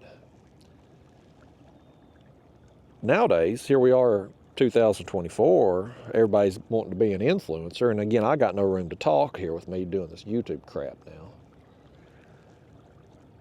But when you, as an influencer, have technically this is a job I'm doing here, even though I'm just out here fishing and talking to you on camera. Technically, for IRS purposes, by God, this is a job. They're going to tax my ass on it. But this is a very non-essential job. Like, I'm not providing any service to humanity here whatsoever. If I disappear off the face of the earth today, and if one of these crappie fishermen ever follows through on their threats, I just might. But if I did, society's not going to be disrupted at all. Nothing's going to happen. I won't be missed. Nobody will ever think about me again, outside of close friends and family. You know what I mean? Like, nothing's going to change. But yet, this meaningless job that I'm doing here as a quote-unquote influencer is financially so much more valuable than healthcare workers or people in the food industry. It's making sure that we can all eat and survive. People who are in the construction industry, making sure that we have houses and shelter that are adequate to sustain. I mean, like, it makes no damn sense where we're at in society that, a company, and again, I'm thankful to Manscaped, but when they pay me more for 30 seconds of me talking on camera than what I can get for 2 weeks of work fresh out of nursing school, that's a problem in society, folks. That's a problem. Like, we need to shift our priorities in this world to focus on what's really important and what's really going to better us as people. I can share these fishing videos and hopefully help some of you all catch a fish or two. Maybe I might bring you a little happiness if you see me doing something and go out and try it and catch you a big fish. But, when the day comes you have a medical emergency and the hospital you go to is short-staffed because people like me have left the nursing industry to go pursue this kind of nonsense, you're not going to be thinking about that fish you caught. You know what I mean? And that's where we're going at society now. Kids today, kids wanted to be, when I was a kid, everybody wanted to be a doctor, a police officer, a fireman. Nowadays, you talk to kids, well, every time I meet a kid, they're like, oh, you're a YouTuber, that's so cool, I want to be a YouTuber. Everybody wants to be on social media when they grow up now. That's where we're at in society now. The next generation of kids coming up, they're not going to be doing jobs that are helpful to society. They're going to try to be shaking their hind ends on TikTok. Oh, we're doubled here, folks. Let's get this one on. Let's cut the motor off a second while we reel the second one in. Doubled. But you know what I'm trying to say, right? Like, it's just society's gone to crap, man. Our priorities are messed up. I'm grateful for it. I'm sitting here talking bad about it, but I'm benefiting from it. I get to come out here and go fishing versus pulling a 12-hour shift in a hospital today, right? So I'm benefiting from it. Come on in here, Skip. Oh, he splung water all over my face, y'all. But at the same time, even though while I'm benefiting from it, I'm seeing the writing on the wall of what's coming in the future. If I'm fortunate enough to live to old age, when I need medical care, I'm not confident that there's going to be enough people working in healthcare to provide it. So anyway, there's some philosophy for you. There's some philosophy and my take on the world and where we're at in the world. It's going to crap, man. Just live while you can. Enjoy the hell out of life today, because things are changing, folks. Them skipjack here was kind of out here in open water. We're going to circle around out here. I don't know how many more I need. I hope y'all was keeping count. I've lost count. Did y'all get water all over your lens there? I think you're okay. It look like you're okay there. Where are we at here on time? This camera I'm using today is DJI. The time is, it don't say like hours and minutes. It says it's 100 minutes. That's a little over an hour and a half, I guess. I need to get back here and look at my cooler. Let's see if we can just get us a few more skipjack, and then I'm gonna tie on that lure, make some casts, and then I'll probably wrap it up today. I've got a lot of stuff to do with the house, y'all. I was talking about it yesterday. I filmed that catfish video. I had some difficulties getting my dang weed sprayer to work. I finally got it all squared away. I got my weed sprayed yesterday afternoon. I went to the Home Depot and rented a brush cutter, which is basically a weed eater with a blade. But I cut a bunch of little saplings.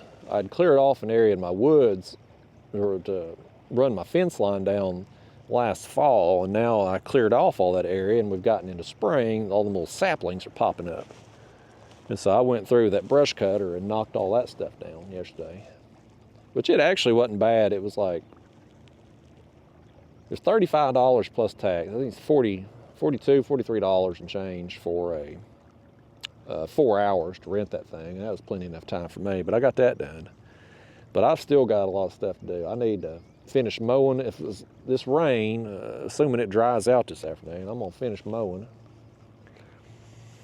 I gotta finish putting Daphne's tricycle together. She got a new electric bike. Got 3 wheels on it. It's the most complicated thing to put together I've ever experienced in my life. I've already emailed the company and told them, like, look, I'm gonna follow through and do the video like we agreed to, but I'm not gonna lie to people. I don't do that. You know, I'll tell you what I like and what I don't, and I already don't like this thing because of the time it has taken to put this thing together. Here's another fish. So I'm curious to see if they want to have me follow through on the video. I had a company last year, or maybe it was the year before, that had sent a bike and it was total garbage. Like, I had problems with it right from the start. And I emailed them and I told them, I'm like, look, here's the problems I had. I sent them a video of the problems I had. Come on up here, Skippy. That's another pretty good sized one right there. But I had told them about it and like, look, you know, I've had these problems. Sent them a video of the problems. I'm like, look, I'm going to follow through because a deal's a deal, and I'm a man of my word. If I say I'm going to do something, I'm going to do it. But I'm not going to lie to my audience. Like, if I have a crappy experience with your product, I'm gonna, you know, and I tell these companies, like, I'm gonna give an honest opinion, feedback on whatever it is I'm doing. And so they were like, they didn't want me doing the video at all. They were just like, just keep the bike, don't do the video. Because they didn't want the bad publicity from it. So I ended up, I just scrapped the video, and I ended up selling the bike. I told the person I sold to them, like, here's the problems I've had. And that person, they didn't care, honestly. They were just going to ride it around their neighborhood, basically. The stuff I was having issues with wasn't going to negatively impact them, per se. But I wasn't going to gloss over it either, you know. I wasn't going to cover up those things for a video. So if somebody sends a product to me, and I'm not like a pro, I don't do pro staff, I don't do product reviews, nothing like that. You know, somebody will probably accuse me of this damn, my lure thing here. I ain't trying to sell these things. You can't even buy. The guy, like I said, there's a guy making them, and when Clint told me about it, I was like, well, hell, I'll buy one. You can't get them. They probably will be mass produced at some point, but you know, I ain't trying to sell nothing on here. But in the situations like these bikes and stuff where I can, or Manscaped, where I can make a ridiculous amount of coin for very little of my time, how do you turn that stuff down? But at the same time too, if I have a bad experience with that product that's sent, I'm not going to gloss over it, because I don't want, just because I may have gotten this bicycle for free, anybody that sees me on video and they think, well, man, I want one of those, they're going to have to pay for it. And I'm not going to have somebody get ripped off because I didn't, you know, tell them the truth about the issues I was having. So y'all may or may not see that damn tricycle coming up, but I've said a lot of cuss words over that thing, and I've still got to try to figure out how to put the rest of it together. It's been an ordeal. 65, they claim 65% assembled when it arrives. I don't know how they come to that percentage, but if that's 65%, yeah, I mean, it's more like 20% maybe. I've had a hard time with that. I got to get that done. I got a new computer, and it arrived yesterday. And I'm honestly kind of disappointed with it. I bought a new computer because my other computer was kind of slow on these unedited videos as far as like processing the file. And I thought getting a new computer with more memory would help with that, with the speed, but I put yesterday's, you know, my catfishing trip yesterday was about 4 hours. And I put it on there, and it took almost as long as it did on my old computer. And so I may end up taking this new computer back, because what's the point of having it if it's not going to, I only got the new computer to try to help speed up my process. And if I can't do that, then really ain't no point in having it. So that was kind of a disappointment. But I got to play with it some more. I got 14 days to make a decision there.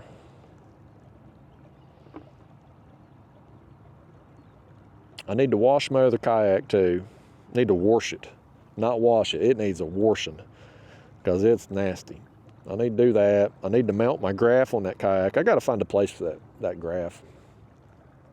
I keep taking it in and out of the hatch when I go catfishing, and it's just, I need a permanent mounting spot for that, and I just don't know where I'm going to put it. So I need to do that. I just got stuff I need to knock out, you know. I got 2 videos, which you've already, by the time you're seeing this video, you've already seen my tournament video and a carp fishing trip. You may not have seen them, but they've been posted. I don't know if you've watched them or not. But you know what I mean. Those videos have come out, but I have not edited those yet. And so I need about a 3 to 4 hour window to sit down and edit those 2 videos and get those uploaded. So I've just got a lot of piddly stuff I need to do. So I was hoping to just come out here this morning and catch some bait pretty quickly here and go home and knock out, hopefully, everything on my honey-do list, with the exception of an oil change, which I got that scheduled for tomorrow.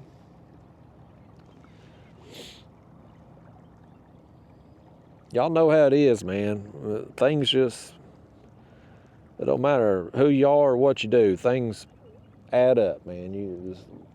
Tasks got to be done.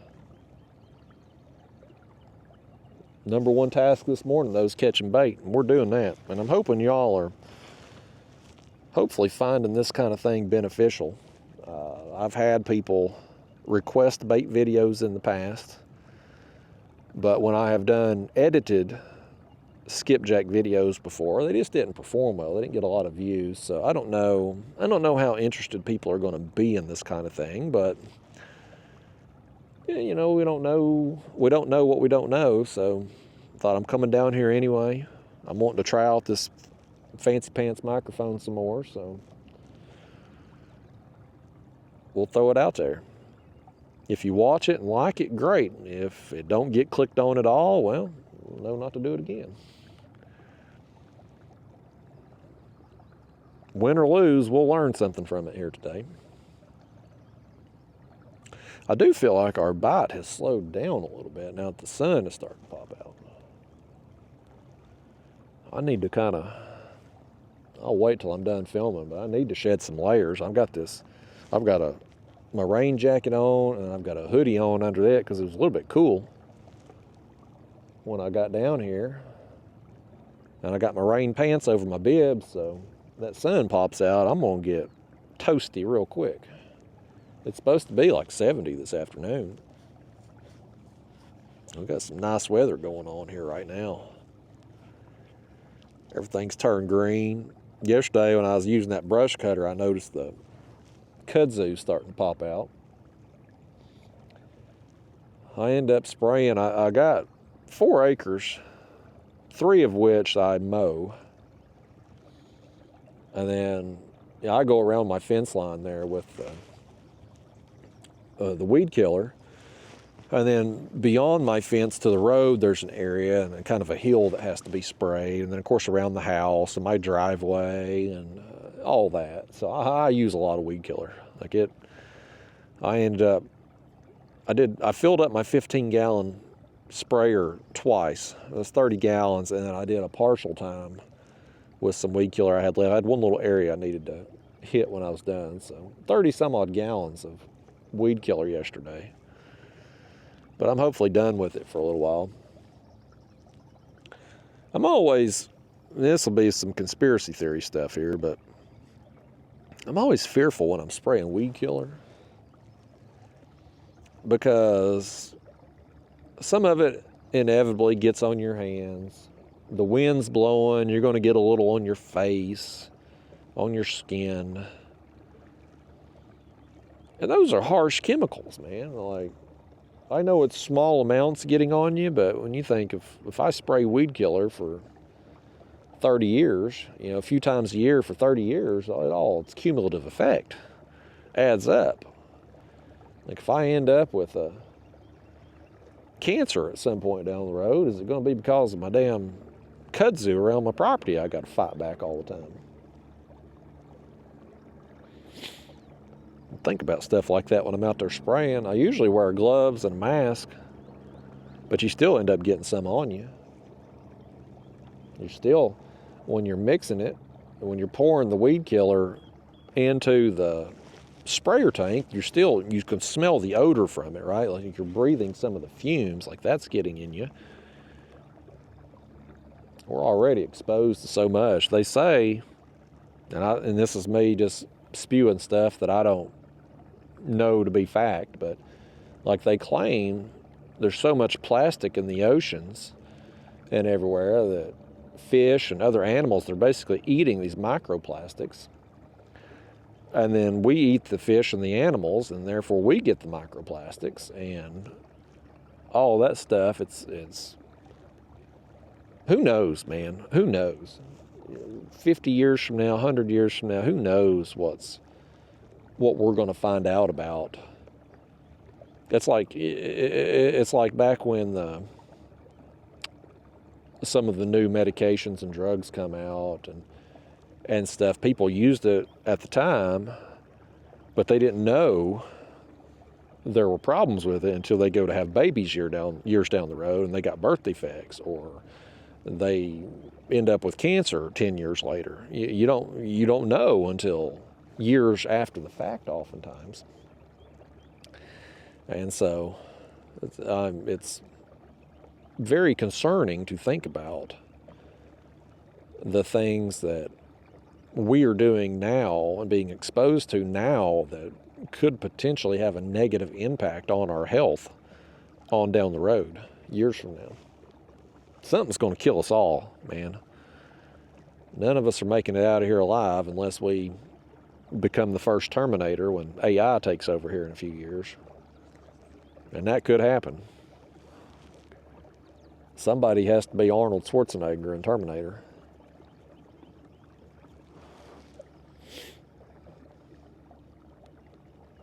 There was another movie too. I mentioned there yesterday or the day before, I had seen that movie Civil War recently at the movie theater. Me and the girlfriend went up there and watched it, and I was more excited about going to that movie than she was. She's not really into that kind of thing, but the movie was a dud. It was a big letdown, so I already talked about all that in the other video. I wasn't into it at all. It was very unrealistic. I need realism in my science fiction. But there was another movie coming out that looked really good too, called Trapped, I think it was the name of it. And from the trailer, it looked like the premise of it was going to be that this man took his daughter to a concert, and cops surround the building, and he asks somebody what the cops are doing there. And come to find out, they're there to bust a serial killer. And guess what? Dude who's taking his daughter to the concert, he's the serial killer. So it looked pretty good. Probably go see that one in theaters.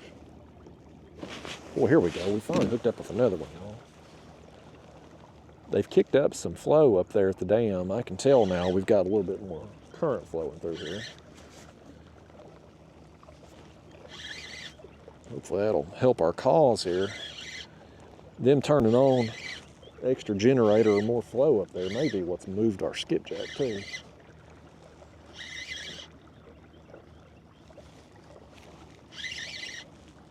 Can't tell if this is two of them on or if I'm just pulling against the current right now.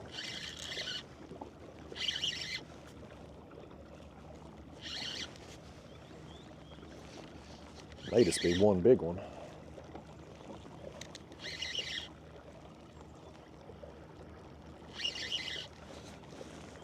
Oh, that's one big one's what it is. That's a nice one right here. That's a nice one right here, folks. Come on in here, Skippy. Boy, look at this. Look at this, folks. That one right there, buddy. He's probably 2.5, 3 pounds. I don't know how many skipjack I've gotten now, but we got to be getting close to what I need. Let's, here's what I want to do. I got 2 boats up here we're coming up on. Here's what I want to do. I'm going to cast this back out. We're going to take this other one and reel it in. And I'm going to tie on our fancy lure.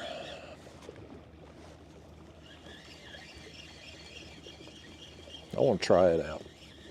We may troll it a little bit. When we get up here in the lock, I'm going to throw it. I want to try this thing out. I think we about got enough bait.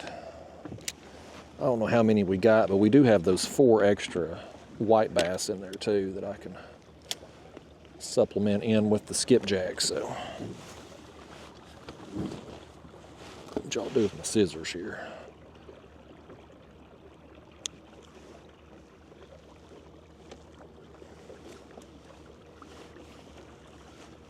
Well, we got rigs and pieces of rigs everywhere here today. I can't believe we broke off 2 rigs. I should be more mindful and tie on new ones more frequently, but I just don't. I usually just run them till they break.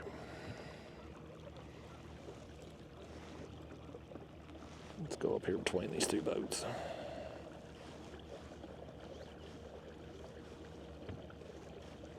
Get this thing tied on. We'll troll it up here to the lock, and then we'll cast it a little bit.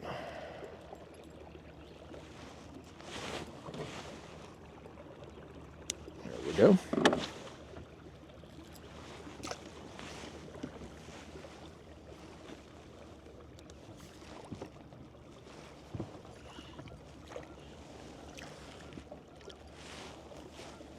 get this thing entangled here. All right, y'all, there it goes. Let's see what we can do with it.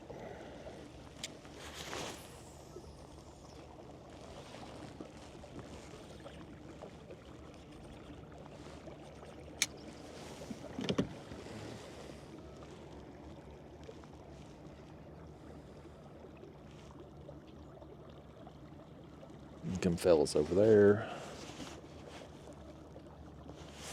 with the current picked up, they're sitting there off the edge of that point right there on the current seam.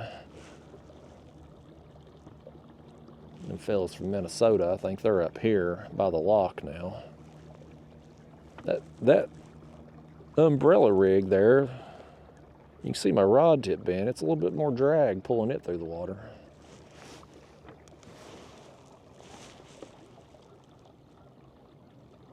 Them fellas there is where we should be, right there on the current seam now that they've kicked up the flow. Right there on the edge of the current. That's probably where our skipjack moved. We were catching them and then we stopped and finally got that one there, but it's probably why when they kicked up that flow, it just moved them over there a little bit. We'll still work our way up here. I just want to throw this dang thing. Make a few casts with it. I want to see what it feels like reeling it in. See if we catch anything on the troll up through here with it, but make a few casts. If we're lucky, catch a fish with it. Hopefully not lose the damn thing so I can give it back to Clint. I'm gonna feel so bad if I lose it. I don't mind, like, you know, yesterday when I rented that brush cutter from Home Depot. If I tear that thing up, I mean, I'm not out there trying to, don't get me wrong, I'm not trying to tear it up. I'm not trying to damage anything. But I've rented it. I've paid a fee to use it. There's reasonable understanding there that things go wrong when you're using equipment. So if something does go wrong, I'm not going to lose a wink of sleep over it. But if I borrow something from somebody, a friend, if they're doing me a favor, helping me out, and I tear something up or lose it, I don't want to do that. I'm just not that kind of person. I don't like borrowing. I'd rather buy something from somebody than to borrow it from them.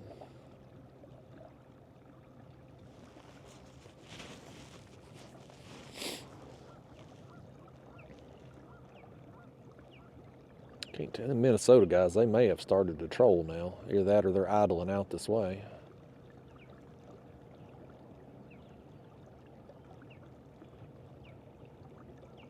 I just ain't much on cat. Unless I know fish are there, like I talked about, I want to work efficiently. And I feel like we've been pretty efficient today. I mean, the skips that we've caught, they've kind of been just spread out up and down this riprap on this shoreline over here. We got a few there farther out when we would swing out toward the channel. Like they're not been really in any one confined area. They've kind of been in a general area. But as far as, you know, casting for them, I don't think we would have gotten nearly as many to this point if we'd been casting. Yeah, they're idling out over here. Minnesota boys are. Real nice guys. I'll sit there and talk with them a little bit down there at the ramp. Should have asked them how long it took them to drive down here. I'd say it's every bit of 12 hours.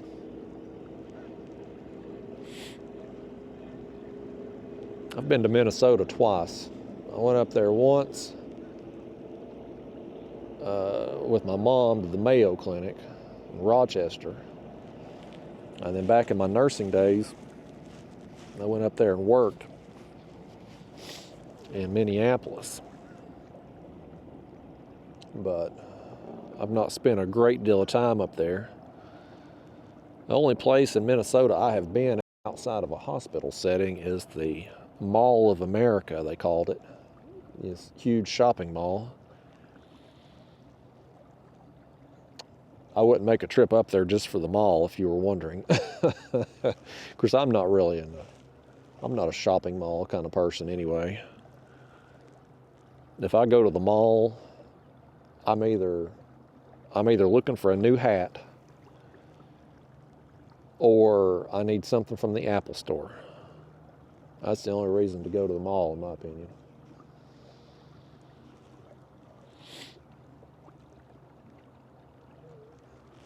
I don't know if it's because everybody's been up here, but you know all them birds we saw first thing? Like right now, there's one bird over here. The birds have moved. So I don't know if they just been spooked off or if the bait moved. I mean, I really feel like the skipjack have probably moved over into the faster flow over there. But I think what I'm gonna do is I don't know how many baits we got, but I feel like we got enough for a couple sessions, especially because when I go back down to Chickamauga, the area I'm going to be at tomorrow, I'm going to have to take my pedal kayak, so I'm only going to be fishing 2 rods. So I'm not going to go through many baits tomorrow. And so I think we've got enough between the skipjack and the white bass. I think I'm going to just go over here. I'm going to make some casts with this thing. See what it feels like. See if I can catch a fish with it. And then I'm going to troll my way back to the car. And I think I'm going to go home and try to get some stuff done. I think that's going to be my plan. Let's make our way down through here and see if we can make some casts with this thing. We'll throw it right up on the shoreline, work it back, see if we can't get some white bass or a drum or maybe a skipjack or something. Clint, he said he's getting a lot of drum with them things. He said the drum been tearing them up. He said he was using like little swim baits on there. And I've just got these curly tail grubs on it. I don't have any of them swim baits like he was using. But I think, you know, if you're just representing some kind of swimming bait in a school, which is what this thing is representing. There it is again, folks. That's a stealth lure, I think it's called. Stand up here, work our way over here to this riprap.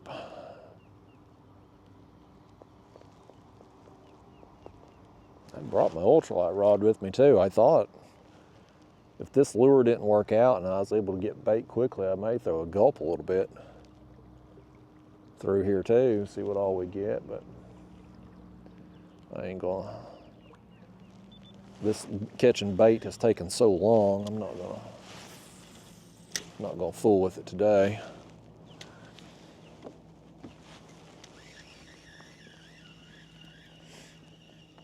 It's hard for me.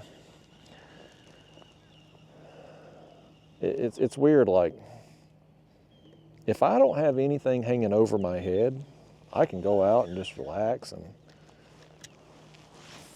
enjoy myself fishing. But like if I've got a bunch of chores to do at home like I do today, like I've had all week to get done, I feel like every single day I've just had a bunch of stuff to do. It's hard to enjoy what you're doing because you're always thinking about what you got to do when you know how it is. Y'all got stuff hanging over your heads too.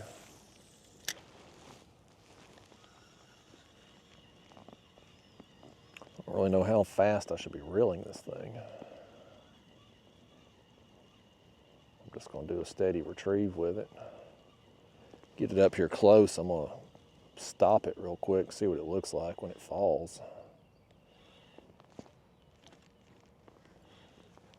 I'll try a steady retrieve. We may end up maybe kind of twitching it a little bit too. See what that'll do. Sometimes when you see a school of shad swimming,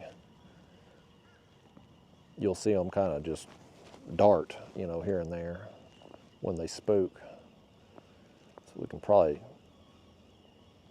imitate that a little bit.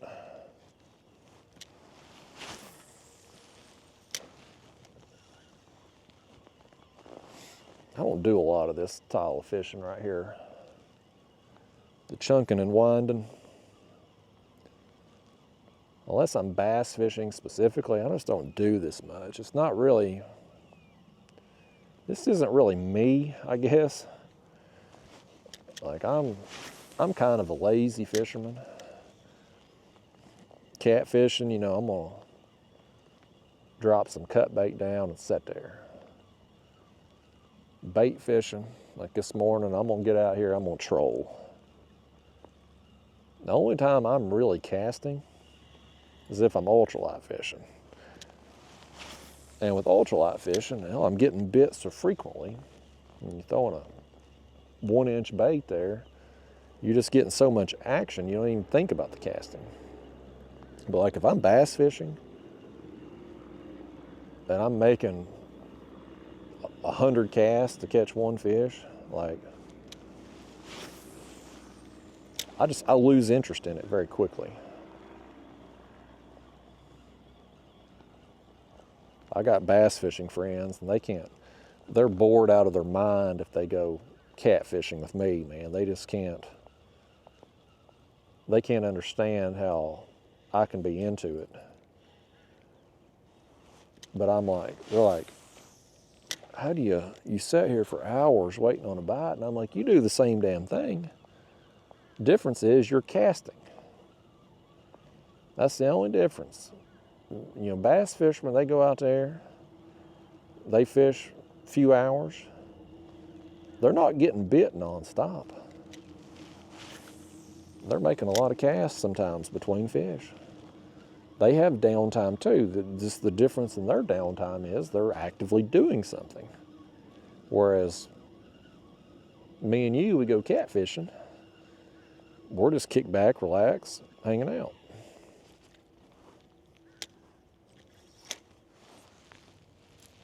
Got this thing tangled up.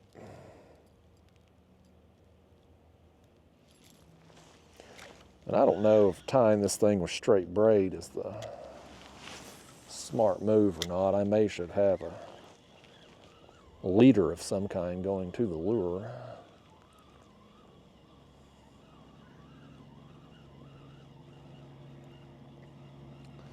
We're just experimenting right now. If we get something on it, great. If not, well, the real mission has been accomplished today in getting bait. We are ready to roll for some big catfish tomorrow. And the last, well, I was going to say the last 2 trips, but really it's more than that because my tournament day I got big fish too. So I'm on a pretty good run here lately on catfish. I went through a slump there for a while. Couldn't hardly buy a fish, and now the last few trips out I've been getting some good ones.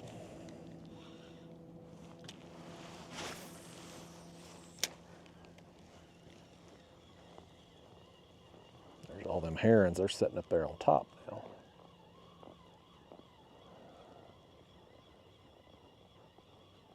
I think the bait's moved, y'all. That's what I think's happened.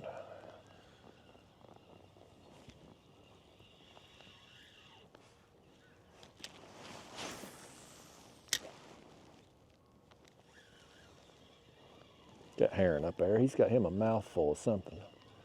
I bet you he's working on building a nest. He says he can't find no other herons worth a damn to do any work for him, so he's got to do it himself. Even in the heron world today, you can't find a reliable help.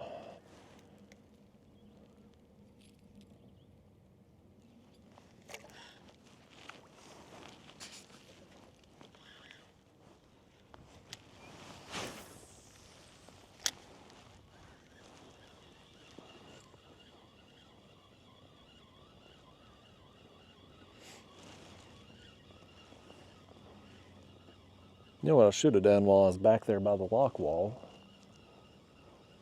Should have got us a thumbnail for the video. That's what I should have done. Oh crap. I keep getting this thing tangled up.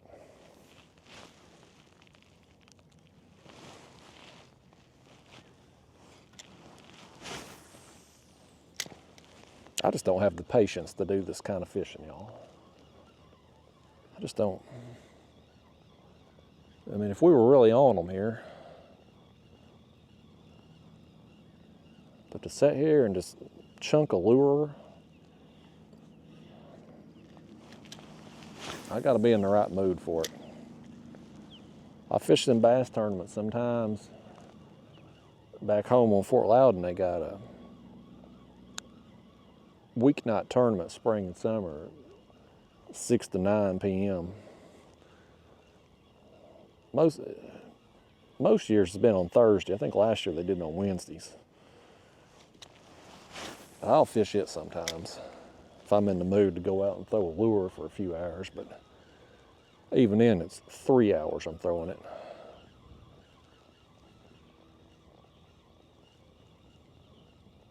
Comes them old boys around the point here.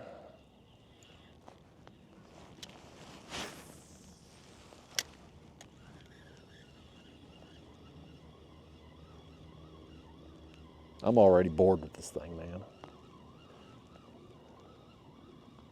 I bet you ain't made 10 casts with it so far. I'm already bored doing this. I just ain't cut out to be chunking and winding.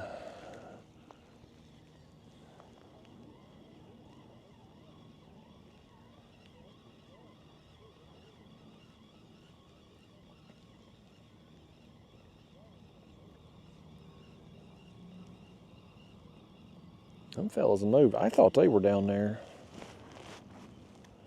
casting toward the current.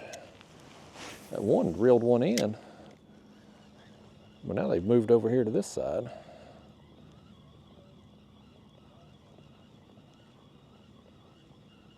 May just be some fish on them rocks over there on that point.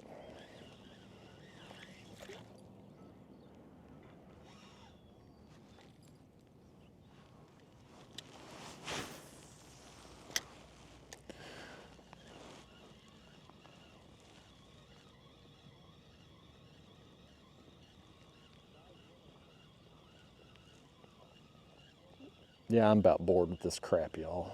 I just ain't made to, I ain't made to be chunking and winding, folks. It just ain't my style. It's okay if I'm getting bit. It's okay if I have to do it, like if I'm standing on the bank and I'm trying to catch skipjack somewhere, but to do this crap just hoping to catch a bass or a drum or something, I can't. I ain't got the patience for it. Not today, anyway. Not today, folks. So here's what I'm gonna do. I'm gonna head up here. I'm gonna head up here to the dam. This, my camera running? Okay, yeah, it's running there. I couldn't get the dang screen to pop on. It's weird. I'm gonna run up here to this lock wall. And I'm gonna take me a picture up here for the thumbnail. So if you've clicked on this video, you've seen a picture right here at this dam, most likely. I'm gonna do that, and then I'm gonna tie on my other skipjack rig and just troll my way from here back to the car, and then I'm gonna call it a day, I think. So hopefully y'all like this video. Hopefully you like coming with. Thank we wore the rain jacket. We didn't get wet out here. How about that, man? We warded it off today. But yeah, hopefully some of y'all out there like this video, maybe found it helpful. I do get a fair amount of comments, people wanting help catching bait and wanting me to show what I do to catch bait. And so, like I said, I've been getting them in a different spot, but I know skipjack are in here thick. All the guys from the tournament were down here loading up this past week, and you know, the white bass are in here, whereas I haven't been getting them at the other spot back home there. So we've got a few white bass to try out on the catfish trip tomorrow. We got us some skipjack. So productive morning out here. Mission accomplished on the bait. This thing here, I'm sure it's a fantastic lure. I just don't have the patience to throw garbage like that. I'm just not that kind of fisherman, man. I need, if I'm casting, I need action, like when I'm ultralight fishing and stuff. Or I just got to be in the right mindset to be fishing a tournament or something. So anyway, I'm gonna run up here to the lock. I'm gonna get my thumbnail, troll my way back to the car, and I'm gonna go home and do some chores today, y'all. So unless you've got them knocked out when I get home, and I'm sure you don't, because you can't get nobody to do no manual labor these days, I guess I'll see you in the next one. Video probably a few days from now, but it'll be hopefully filmed tomorrow if I can get on some fish, and I'm pretty optimistic that I'm going to. I think that creek I'm gonna hit tomorrow, that creek mouth, with the other two having produced so well, I think there's a real chance we're gonna bust a big fish there too. So anyway, I'll see you on that trip in the next video. Thanks for watching.